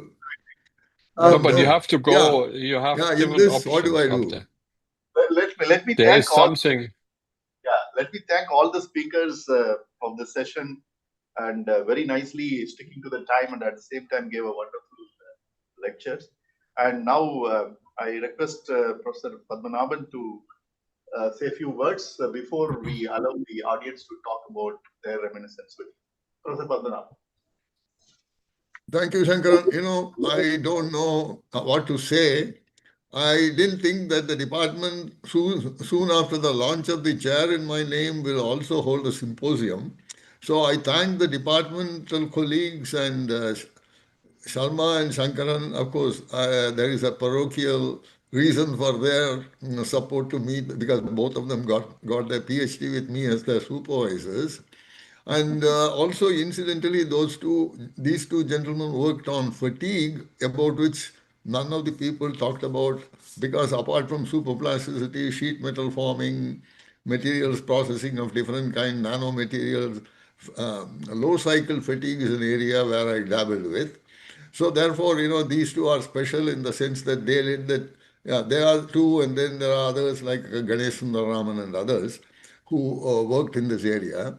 So therefore, you see, this has been a very kind of what do you call, about philosophy. Bertrand Russell says that it is like an excursion without any goal taken for its own pleasure. So this is the way I have carried out my research in my life. I didn't, of course, sometimes you see people said, we have this problem, can you do it? Such requests came from the industries, atomic energy or defense or or space program. Those things apart, whatever problem I did were the ones which interested me. And also I thought that maybe I know something, we may be able to solve it. So this is the way I went about it, and therefore it was fun. And again, the students kept me going. And again, as a great philosopher said, I learned many very good things from my teachers, but the best things I learned from my students. So that way, even now, you see, I'm writing a book which hopefully, I'm expected to get the proofs by middle of April. And so, this book on thermodynamics and kinetics of materials is expected to be brought out by Springer Verlag by July or something like that. So therefore, this has been a nice journey. And IIT Madras has been one of the most important fertile grounds, apart from Cambridge and then quite a few places in Germany. And also now Anna University, along with IIT Kanpur. So therefore, it has been a nice, you can say, world tour, which also was enjoyable. And then I thank all the 6 speakers. And Shankaran said when he, this was the first licks I gave him, and he said, "Sir, you don't have to give me any more. All the 6 have accepted." So therefore, I must thank all the speakers: Host Khan, Harry Badeshia, Sriram Subramaniam, Colin Humphreys, Ramnath, and Vijay Vasudevan. So all the 6 speakers, and each one are leading experts in their chosen fields, and I have learned a lot from all of them. Ramnath, of course, has the privilege of being my direct student also. So therefore, the 6 speakers are very special to me, and I enjoyed listening to them. And also, I learned new things, what they have been doing before I came into the picture in their lives. And now I'm going to thank in advance those people who have volunteered to say a few words at the reminiscences session. And I don't know what they're going to say, but still, I will thank them in advance. And finally, most important thing in all the conferences to be successful is there should be no noise and shouting and restlessness in the audience. And I'm glad that all the audience members really kept their patience and cool. I thank them also. And once again, I thank the Department of Metallurgical and Materials Engineering of IIT Madras to have nurtured me over 18 years when I was there, and since after I left also. And my association with these people continue to this day, particularly Shankaran and Sharma, and then others are in other institutions. So this has been a good journey. I hope it will continue till the end. And all I can say is I wish all of you all the best and have a great, great life ahead. Thank you.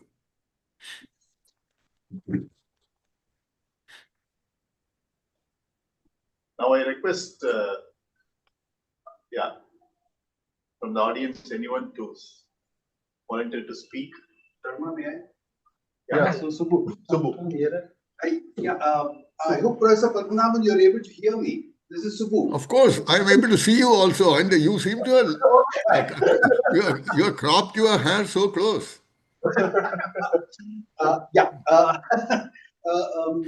So the very first thing is that my family joins me in wishing you a wonderful, happy 80th birthday and many happy returns of the day. Thank you. Wish you a wonderful day today and great times, great, happy, healthy times ahead. Thank you. As you know, I may probably get the dates and the memories a bit wrong, but yours is always sharp as ever. I think we have been associated together for the last 43 years or so. Yeah, you started with me in 85. No, actually, you taught me a course in 83. Oh, yeah, right. That's right. No, And you started as a student, PhD student in 85. Yeah. exactly, that's correct. And I remember at that time you were already amongst all of us known as Cap the superstar, because he's the one guy who had written a book on superplasticity.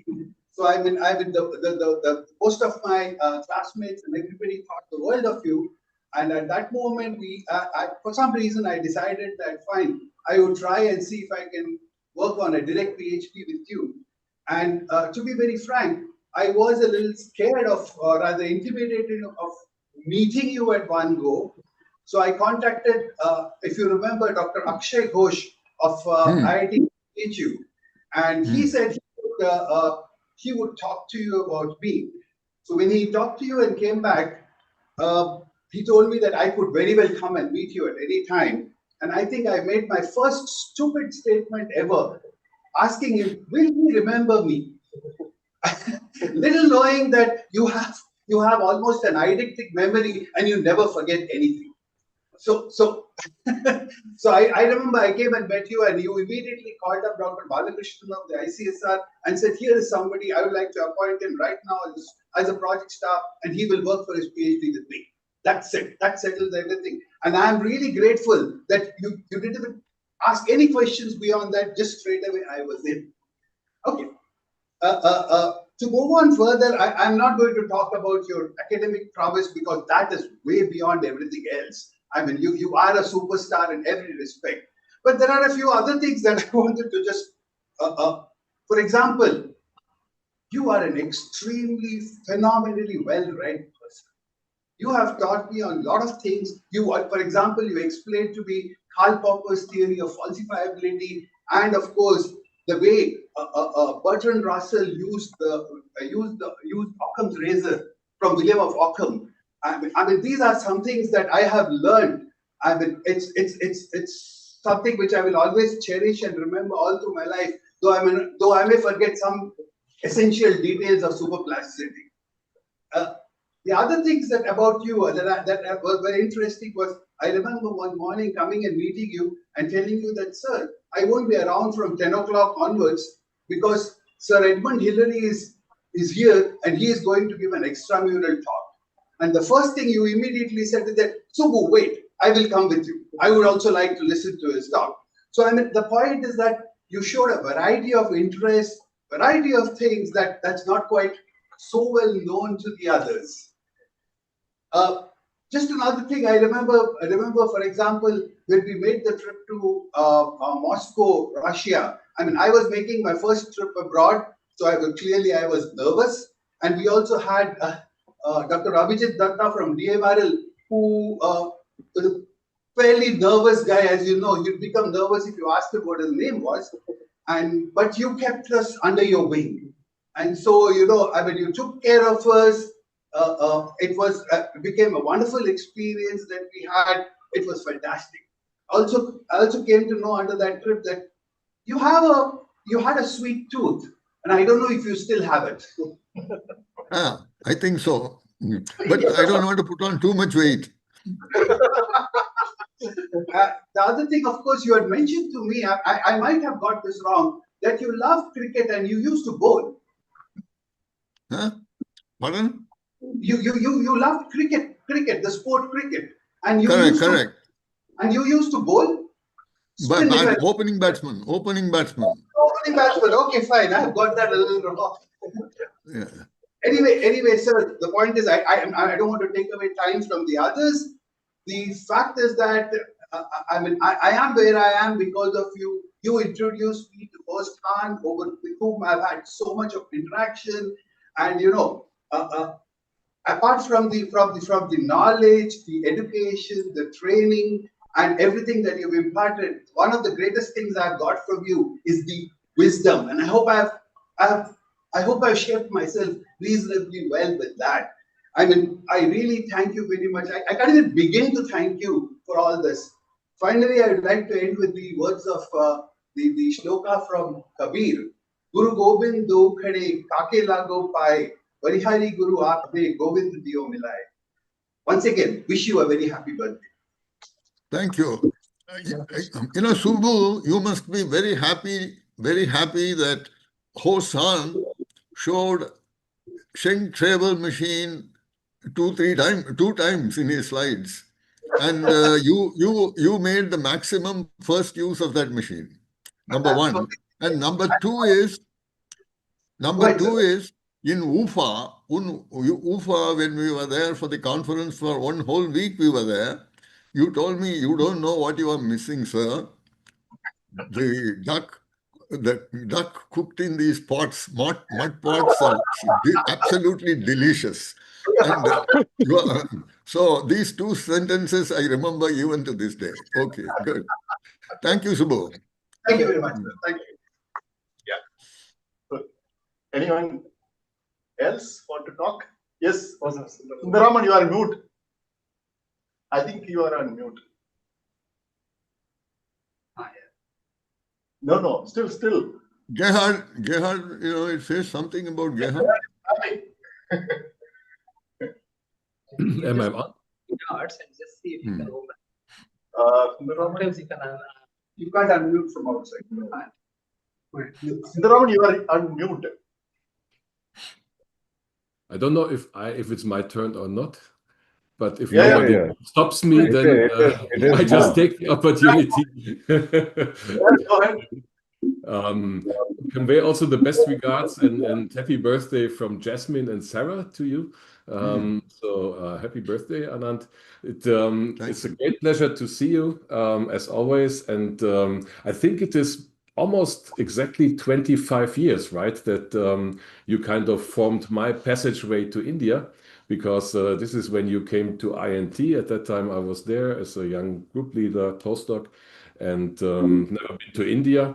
So I think with you this whole journey started, and it shaped up, and I think it shaped up quite well, because I always enjoy being in India and working together with my very good colleagues. Many of those I see right now, and I think it's a journey which is still ongoing. I'm very happy that I can continue it, and that I'm almost every year having the opportunity to visit India. I think I followed you a little bit around, right? Because it was first in Chennai Anna University, then we were at Hyderabad, and then coming to IIT Madras. I think there is also kind of the base of my interaction with very good colleagues in India right now. And I think you were instrumental in shaping all of this. And it was always a great pleasure to work with you, to discuss with you, to have you here in Münster for 1 year together with Gita.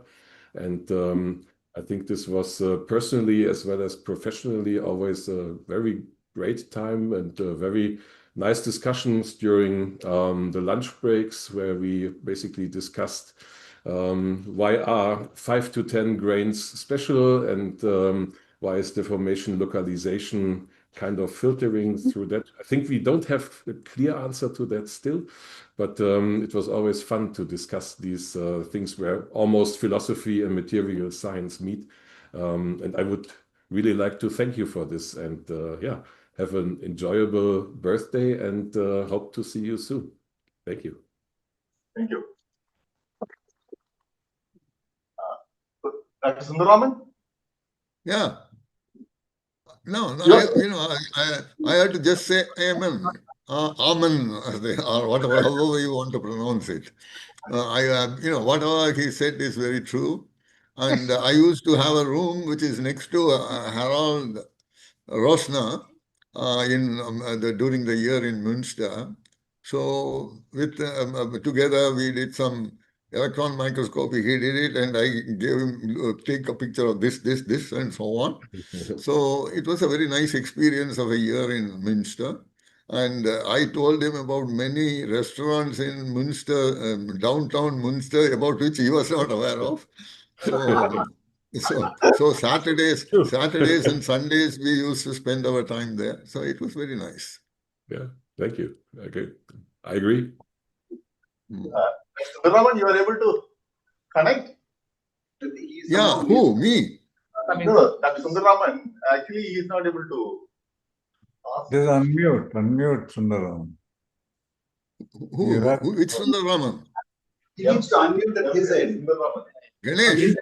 This is not coming. No. Dr. M. Sundar, Professor M. Sundararaman, sir, from BRC. BRC. Former Oh, BRC. VRC. Oh, our great Sundaraman, come. Great How is he?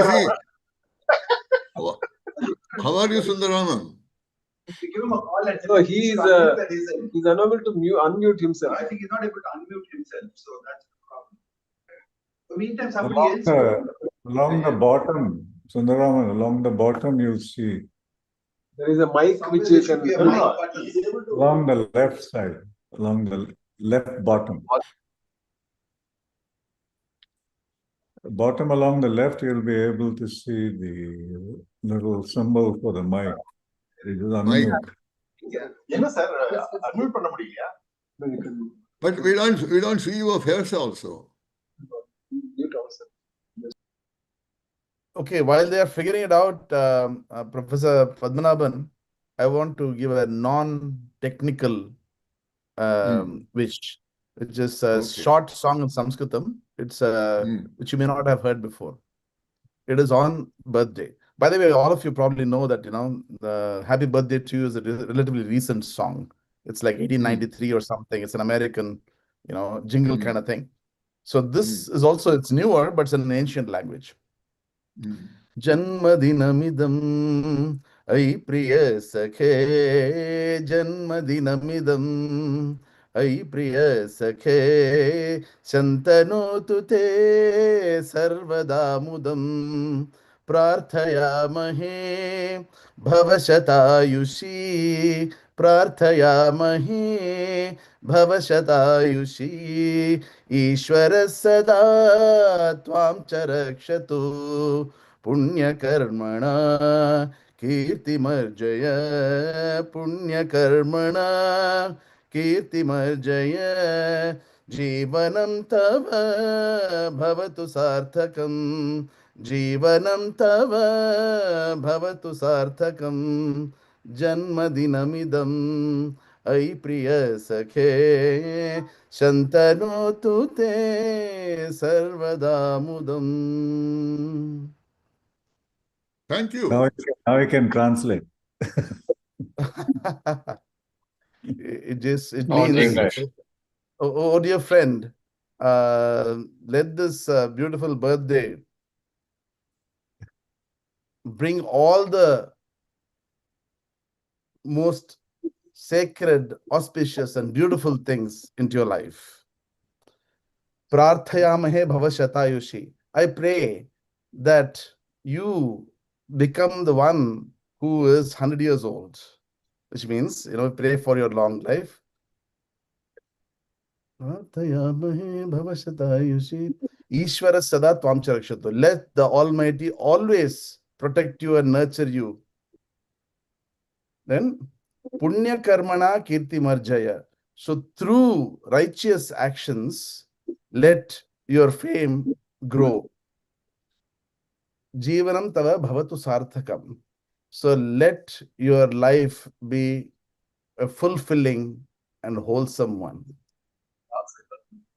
Thank you. Okay, I think host wanted to speak. Yeah? Probably host wanted to speak, I think. Professor Host? Yeah, well, I'm not going to sing to you, Anand, because I think everyone will log off if I attempt to do that. But I congratulated you already yesterday, but I wanted to add something, to that. So your colleagues here will also hear that. I think, you were, when I started as a young professor in Darmstadt, you were my first of many visitors, but I think you have been certainly, I would say, the most influential ones in changing, the life afterwards for myself in my career, because you really opened up this Indian connection to me. And I think that was something, if you look at the number of former students and postdocs who are now professors in India or elsewhere, you see that this has been shaped my career tremendously. So for that, I would like to thank you sincerely. Yeah, host, one thing. I don't know whether you remember Zomara, as we used to call him, Winterer, Marcus Winterer, and I represented the institute on your behalf at the Baden Tisch for the new building where where the department was constructed, if you remember. So that is there. And also I broke your Indian jinx. You know, after experience with one person who woke you up at 4 o'clock to say that he is dying, and then you had to rush him to hospital only to be told that he was having some gas trouble, and also going from going from Calcutta to Kharagpur, which was taking about several hours because at every few seconds it stopped. You thought that I will never work with an Indian. And then, you know, you changed and the whole thing. Now the rest of it is history. So ours has been a very transformative interaction. Good. Yes. Thank you. Okay. Anyway, Dr. Sundararaman is not able to join. Sir, probably you can disconnect and then rejoin again. Who? Dr. Sundararaman wants to talk, but he's not able to unmute. His audio is not. Microphone is not working. Yeah. Okay. Anybody else before Dr. Sundararaman joins? Satyam, you want to speak? Yes. Yes, sir. Please go on, Satyam. Right. So, Professor, first of all, very happy birthday and many happy returns. Many happy returns. And well, I have not got the privilege to work with you for any projects, but I had some publications with you which I really cherish. Thanks to Olaf and Shankaran that we had some papers together, and we had nice discussions when you were director at IIT Kanpur. In spite of your busy administrative schedule, we had several discussions at your residence, also in your office. I remember once I submitted even in the train on our way to Banaras. Right. So lots of good discussions, and I learned a lot to the extent that when you joined as director of IIT Kanpur, you gave a series of lectures on superplasticity, right? And I was so impressed that time one master student was working with me. I was mentoring. He was working with Professor Sanjeev Bhargav. And I gave him a topic on superplasticity, and I published a paper within a year's effort. And I think that is well-cited paper. And later on, I continued in bits and pieces work on superplasticity, and my whole education of superplasticity is attributed to you. Also, we have continued our interaction from University of Hyderabad to Anna University. We have met all the time. You have given me lots of suggestions and knowledge. Thank you very much. And I wish you all the best for your very fruitful life ahead. I am sure many more academic things are going to come out of you in the next few years. Thank you. Thank you. Thank you, Satyam. Sundararaman?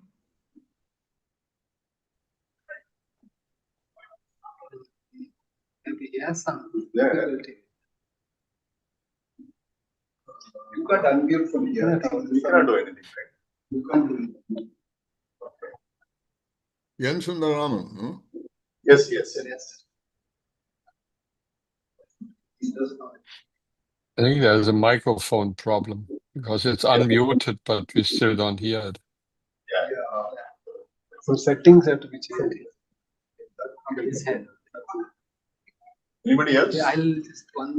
Funny? Funny. Funny Kumar. Sir, this is Funny Kumar here. Oh, yeah.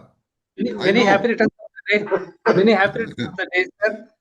So I missed you during my BTech. You were traveling and you did not teach the mechanical metallurgy course, but we were taught by your student. Subramshu was there to teach us at the time. And then later on, I had a chance to interact with you when you were at Anna University, and then at TCS doing the ICME work. I had the privilege of working with you for the INAE roadmap document on ICME, and we had several chats in this period. I am grateful for your guidance and many inputs on the ICME approach. On this auspicious day, I seek your blessings for good growth in future. Thank you, sir. Not only that, I should thank you. You know, you acted on behalf of our committee to interview all the vendors and then shortlist them and arrange them in order of merit. You know, this is the list which we sent to Government of India. So where Fani Kumar did a very excellent job. And then I talked to Professor Kamakoti about someone who can, no, not Kamakoti, at that time, Bhaskar Ramurthy, the director, about involving someone from IIT, whether Kamakoti can be involved. At that time, you know, he said, why don't you, you know, involve a man who is also a metallurgist simultaneously, Fani Kumar. I said, no, he is already there in my committee. So our association has been good. Good. Thank you, sir. Thank you. Anybody else is? I just wanted to again, once again, thank Professor Padmanabhan and Shankaran. You know, this is quite a privilege and honor to be even one of the speakers in this August group. It's so good to see everyone. I mean, it was good to see Gerhard and Horst and Colin and Harry and I think Colin, I don't know, it may have been 30 years perhaps. I remember your visits to Illinois and then later also. And Gerhard, I remember when I was in Germany and visited you, and then I think, so it's been, so in a sense, you know, Professor Padmanabhan, you've been quite an inspiration for generations. You know, I started studying metallurgy and I'm still doing metallurgy, and I see, you know, the passion that you've shown throughout your life is really an inspiration for everyone. So I really would like to thank you and thank Shankaran for this opportunity to, you know, even be at the symposium and be able to share a little bit of our work, and of course to hear all the great folks, the greats like Harry and Horst and Colin and Ramnath is always inspirational. So thank you so much, and I wish you the very, very best. I'm sure with your agile mind, you'll keep coming up with new ideas and keep continuing your work. Thank you so much. Thank you, Professor Vasudevan. You know, we too were introduced by Ramnath. Then he took all of us, he decided the restaurant we went to in Wiesbaden, when he had the nano conference with Horst Hahn as the chairman of the organizing committee. Yeah. Sharma? Sir, this is Sharma here. Yeah. Colin, yeah, please go ahead. Please go ahead. All right, yes, sir. I'd just like to echo and support what Vijay said. So I think it's been a wonderful symposium. I mean, I've learned a lot from it, and I think it's just been great to listen to everybody here. And Anna has really just brought us all together in this wonderful occasion. And so I'd like to thank the organizers as well as Vijay has done. And just thank Anna for bringing us together and wishing him a very successful and happy future years, doing what he enjoys doing, continue to have fun, and that's really important. And thank you for reminding us about that as well. That's really important. So Anand, we wish you a very happy and healthy next 10 years. And we look forward to your 90th birthday, Anand. Right. Thank you very much. Thank you very much. Very, very kind of you, Colin, to say that. Colin was supposed to present me for the SCD degree of the University of Cambridge, because you see, there is a rule at Cambridge that if you don't have an SCD, you cannot have the honor of presenting an SCD degree recipient. So therefore, my prelector of Peterhouse, my college, was not eligible. So Colin agreed, but I changed the date, unfortunately. I changed it there, which was around Christmas time originally. And I didn't go on 97th Christmas Day because I got appointed as director of IIT Kanpur. So I postponed it further. And unfortunately, when I received it in July, Colin was still there. But by that time, the university had made arrangement with a man called Professor Deer, who is a professor of geosciences from Darwin College, which of course Harry Badeshia's college. So he presented me. So therefore, it's my connection with Colin is started with that. At that time, he asked me who supervised you when you were a student here, and I said Graham Davis. And Graham and he have a long history to go back, starting from Graham's days at University of Liverpool. Even before that, they knew each other. So he has been a great friend. Thank you. Thank you. Hi, Harry. Can I say a brief word? So, we are all scientists, and we have to look for evidence. And the evidence of the enormous respect that we have for Professor Padmanabhan is that for 5 hours we have listened without any break. Okay? That doesn't happen at any conference that I know of. So very well done. Thank you.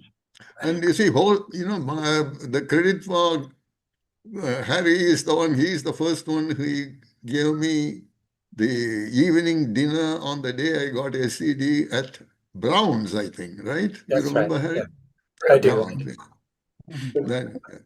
And someone said that you brought people together, and I just realized that Vijay and I have a very, very good common friend who has passed away now, but Marvin Wayman, right? Yes, yes.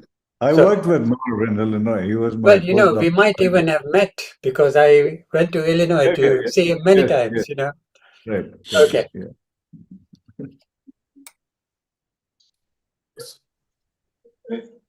Yes, So, yes.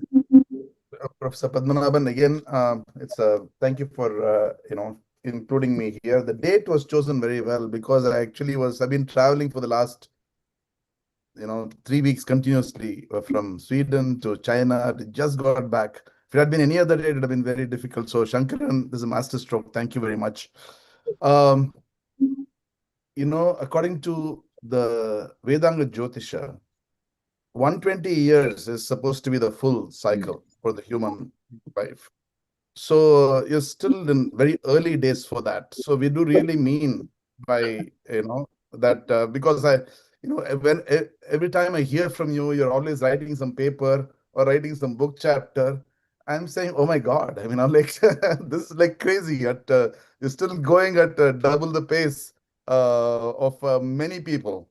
So I sincerely wish all that continues. And as Colin mentioned, we'd like to have a 90th year, and hopefully somebody like Shankaran will also have will include me with this August group meeting in April. So, but having said that, I do need to run to teach a class, so I do not mean any disrespect. And I completely agree with you, Harry. I don't remember the last time when I sat together, actually listening to other people speak, without playing with my phone. And that is indeed something. So thank you very much. It has been a pleasure listening to all of you. Many of you are known to me, even though you may not know me, I know you. Some of us are friends, of course, and like to catch up at another time. So I take leave of all of you. Thank you very much. Thank you. Good. Sundaraman, how are you? Are you able to hear me? No. Yes. We can hear you now. No, very well. Yeah. Because I had connected the speaker to it. That's what has created all the problems. Oh, okay. External speaker. Okay. Please go ahead. Yeah. No, first, belated 80th happy birthday to you from me and my wife Vidya.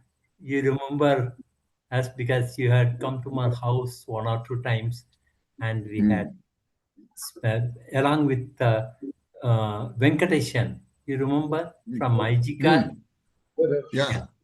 In fact, my first meeting with, or the first interaction started, it is indirectly through Subramanian Sharma's thesis for doing microscopy work for him. Yes, yes. That's the first official interaction. But then I met Professor Padmanabhan when I was to join University of Hyderabad. I had to give a lecture. That is where our first physical interaction started there. And Professor Padmanabhan, I think nobody mentioned about that. He was a university chair professor in University of Hyderabad for about 5 years, I think 2010 to 15. You know, 2010 to 2015, I was the university chair. University chair professor. Ganesh Sundaraman came in 2012. Sorry, N. Sundaraman came in 2012. I came in 2011. 2011, yeah? 11 to 14 middle I was there. Yeah, and right. then I came to IIT Madras, and then you also came, and we had met quite, we had come to your house also, and lot of interesting discussion. We came to your house also. You remember we were staying in Malaysia colony. No, it is called, it's called Malaysian Township. Malaysian Township. Correct. Yeah. In Hyderabad. Your wife. Yes. Yeah. Right. And you know, interesting time together in University of Hyderabad. You know, the university chair professorship in Hyderabad has to be extended every year. Correct. So therefore, you know, when when Sundaraman became the head in 2012, when he went to the vice chancellor, Ramakrishna Ramaswamy, they both discussed and said, why do we keep taking up his case every year? Why don't you make him till he turns 70, which is the retirement age? So I became the university chair as an exception for the remaining period of my life till I retire.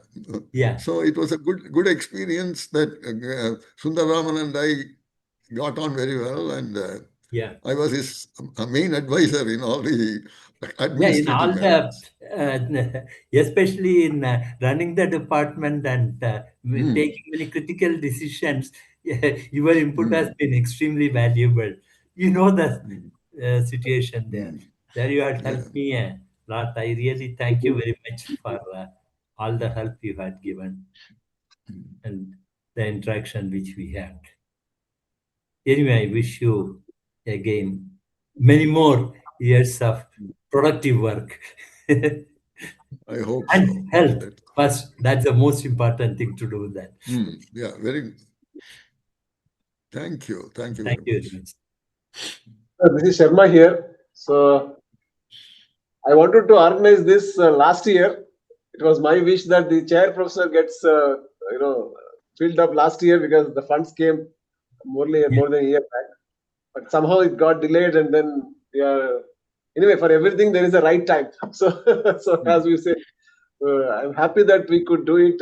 As soon as the chair professor got filled, I called Shankaran. I said, this has been my desire to hold the symposium in honor, because your 80th birthday was last year, because I am familiar with your date of birth, being your student. So I've been. So as you know, I joined you in 1992 as a MTech student, and then of course PhD in 94. And then I was fortunate to be collaborating with Professor Sundaraman in BRCA. We published together a couple of papers in I think MSc or something like that, if I remember. Gamma prime, shearing of gamma prime during low cycle fatigue. Yeah. Which actually Ganesh Sundaraman was supposed to do, but somehow he could not do so. It started with Ganesh Sundaraman, that didn't occur. So I came in. Then in your time. Microscopy you got. And I used to tell Shankaran that I don't know whether it's a fortune or misfortune that we didn't work in superplasticity. So anyway, fatigue is also a very good. We both contributed with your guidance. No, and Sharma introduced me to our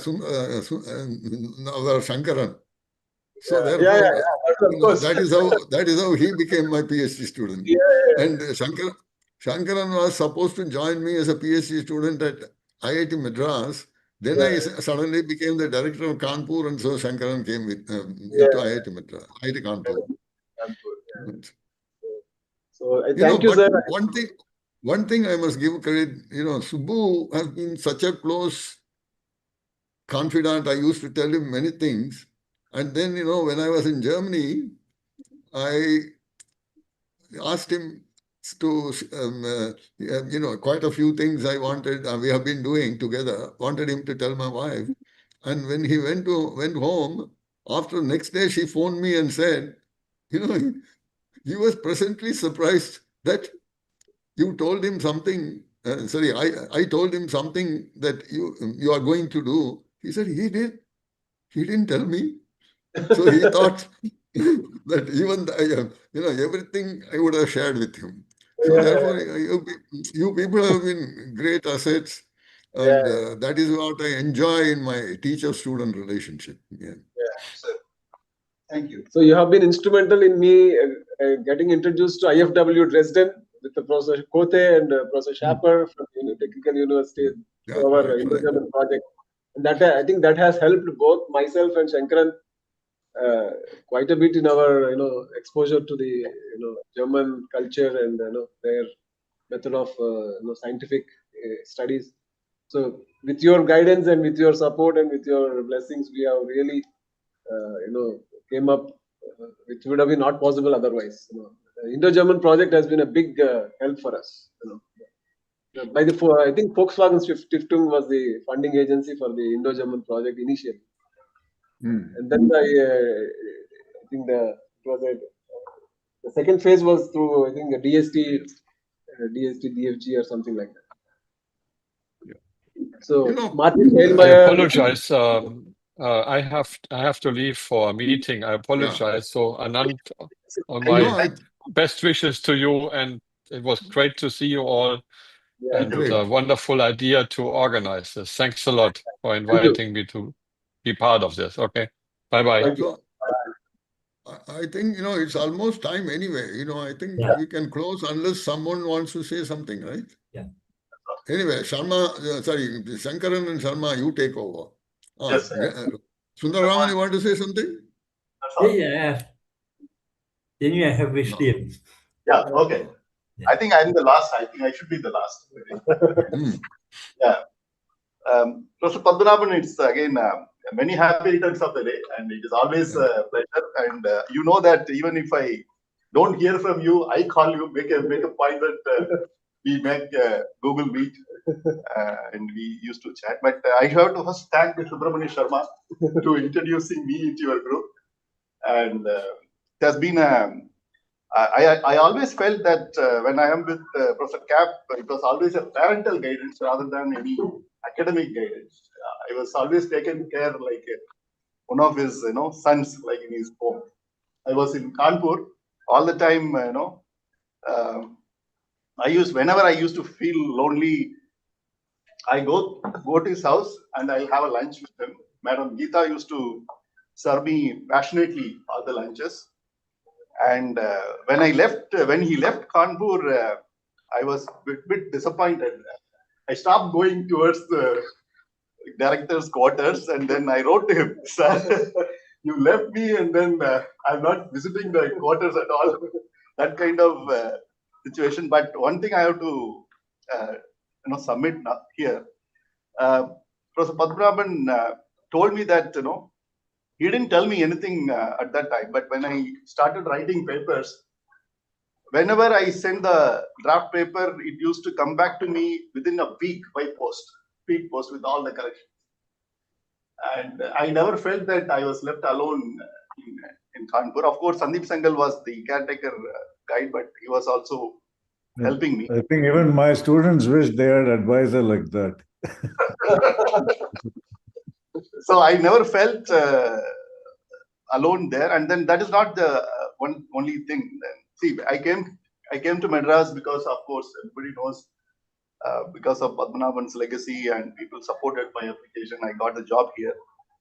And the other important thing is he introduced me to Derhard in in Hyderabad, and today he was my board host.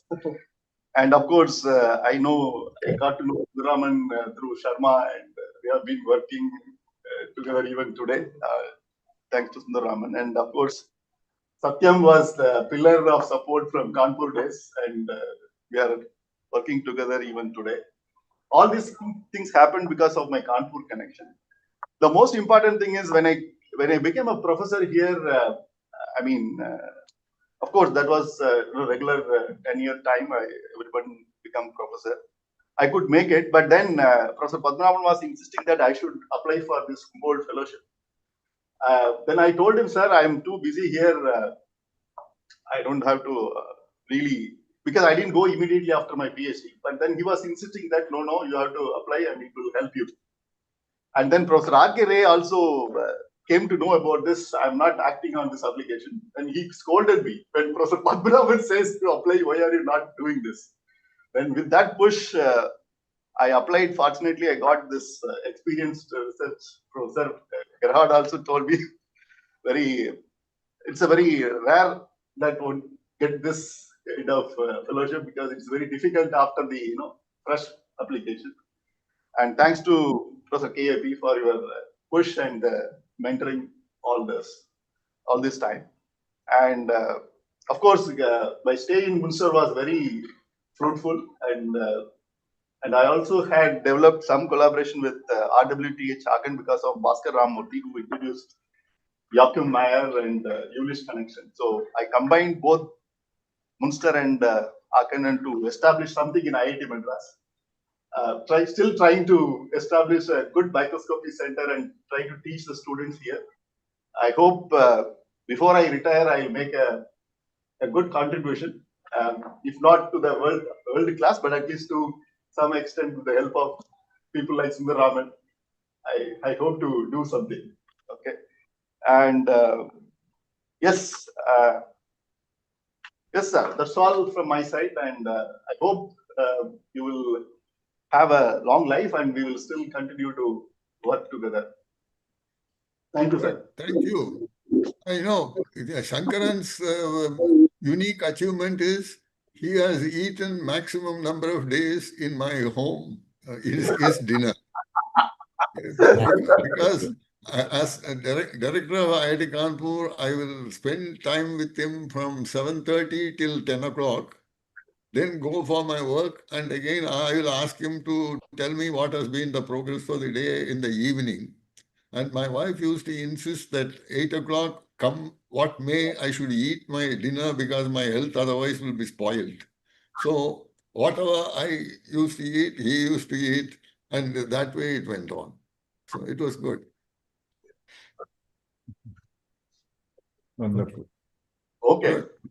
I think we are on time, 11 o'clock. Correct. Yeah, you guys, you are at midnight now, I think. Yeah, correct. 11 o'clock. 11 o'clock. Okay. Good night. Okay, sir. Thank you all. And, Thank you all. Thank you very much. Good to see you. It was good to see everyone. Thank you so much. Bye. Yeah. Bye. Bye-bye. Yeah. Bye.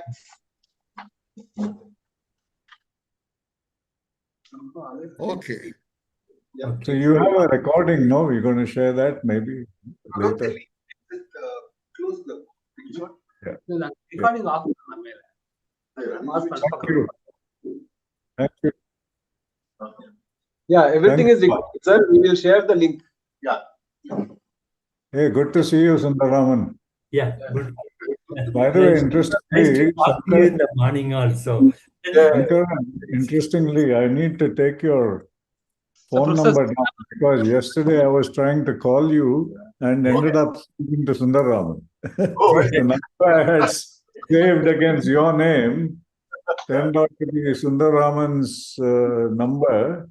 Okay. And I had been trying for some time to speak to Sundar Raman because I had heard about that his health has not been good. Okay. So I was very fortunate actually yesterday to speak to Sundar Raman and today to actually see him. Yeah. He'll appreciate all this gamma double prime and all this stuff where he's done so much. In fact, I have more to share. when I come to India, I'll show you. Yeah. I'll be coming in June, Okay. most likely, and spend at least a month and a half. So at that time, I'll be coming to Chennai, and I'll see you. And Shankaran, just very quickly, just give me your phone number, pa. Okay, Because 9952 9952 075. No, give it to me again. 99520 75. No, wait. Start again. 9952 075. 9952 9952 075 392. All right, thank you. All right. Now I can say, I don't know how. Yeah. When I dialed Sankaran, it went to Sundaraman. Yes. Good night, sir. We'll see you, sir, sometime. Good night, guys. Thank you so much for doing this Yeah. and for inviting me. I mean, really quite an honor. Bye. Bye. Yeah.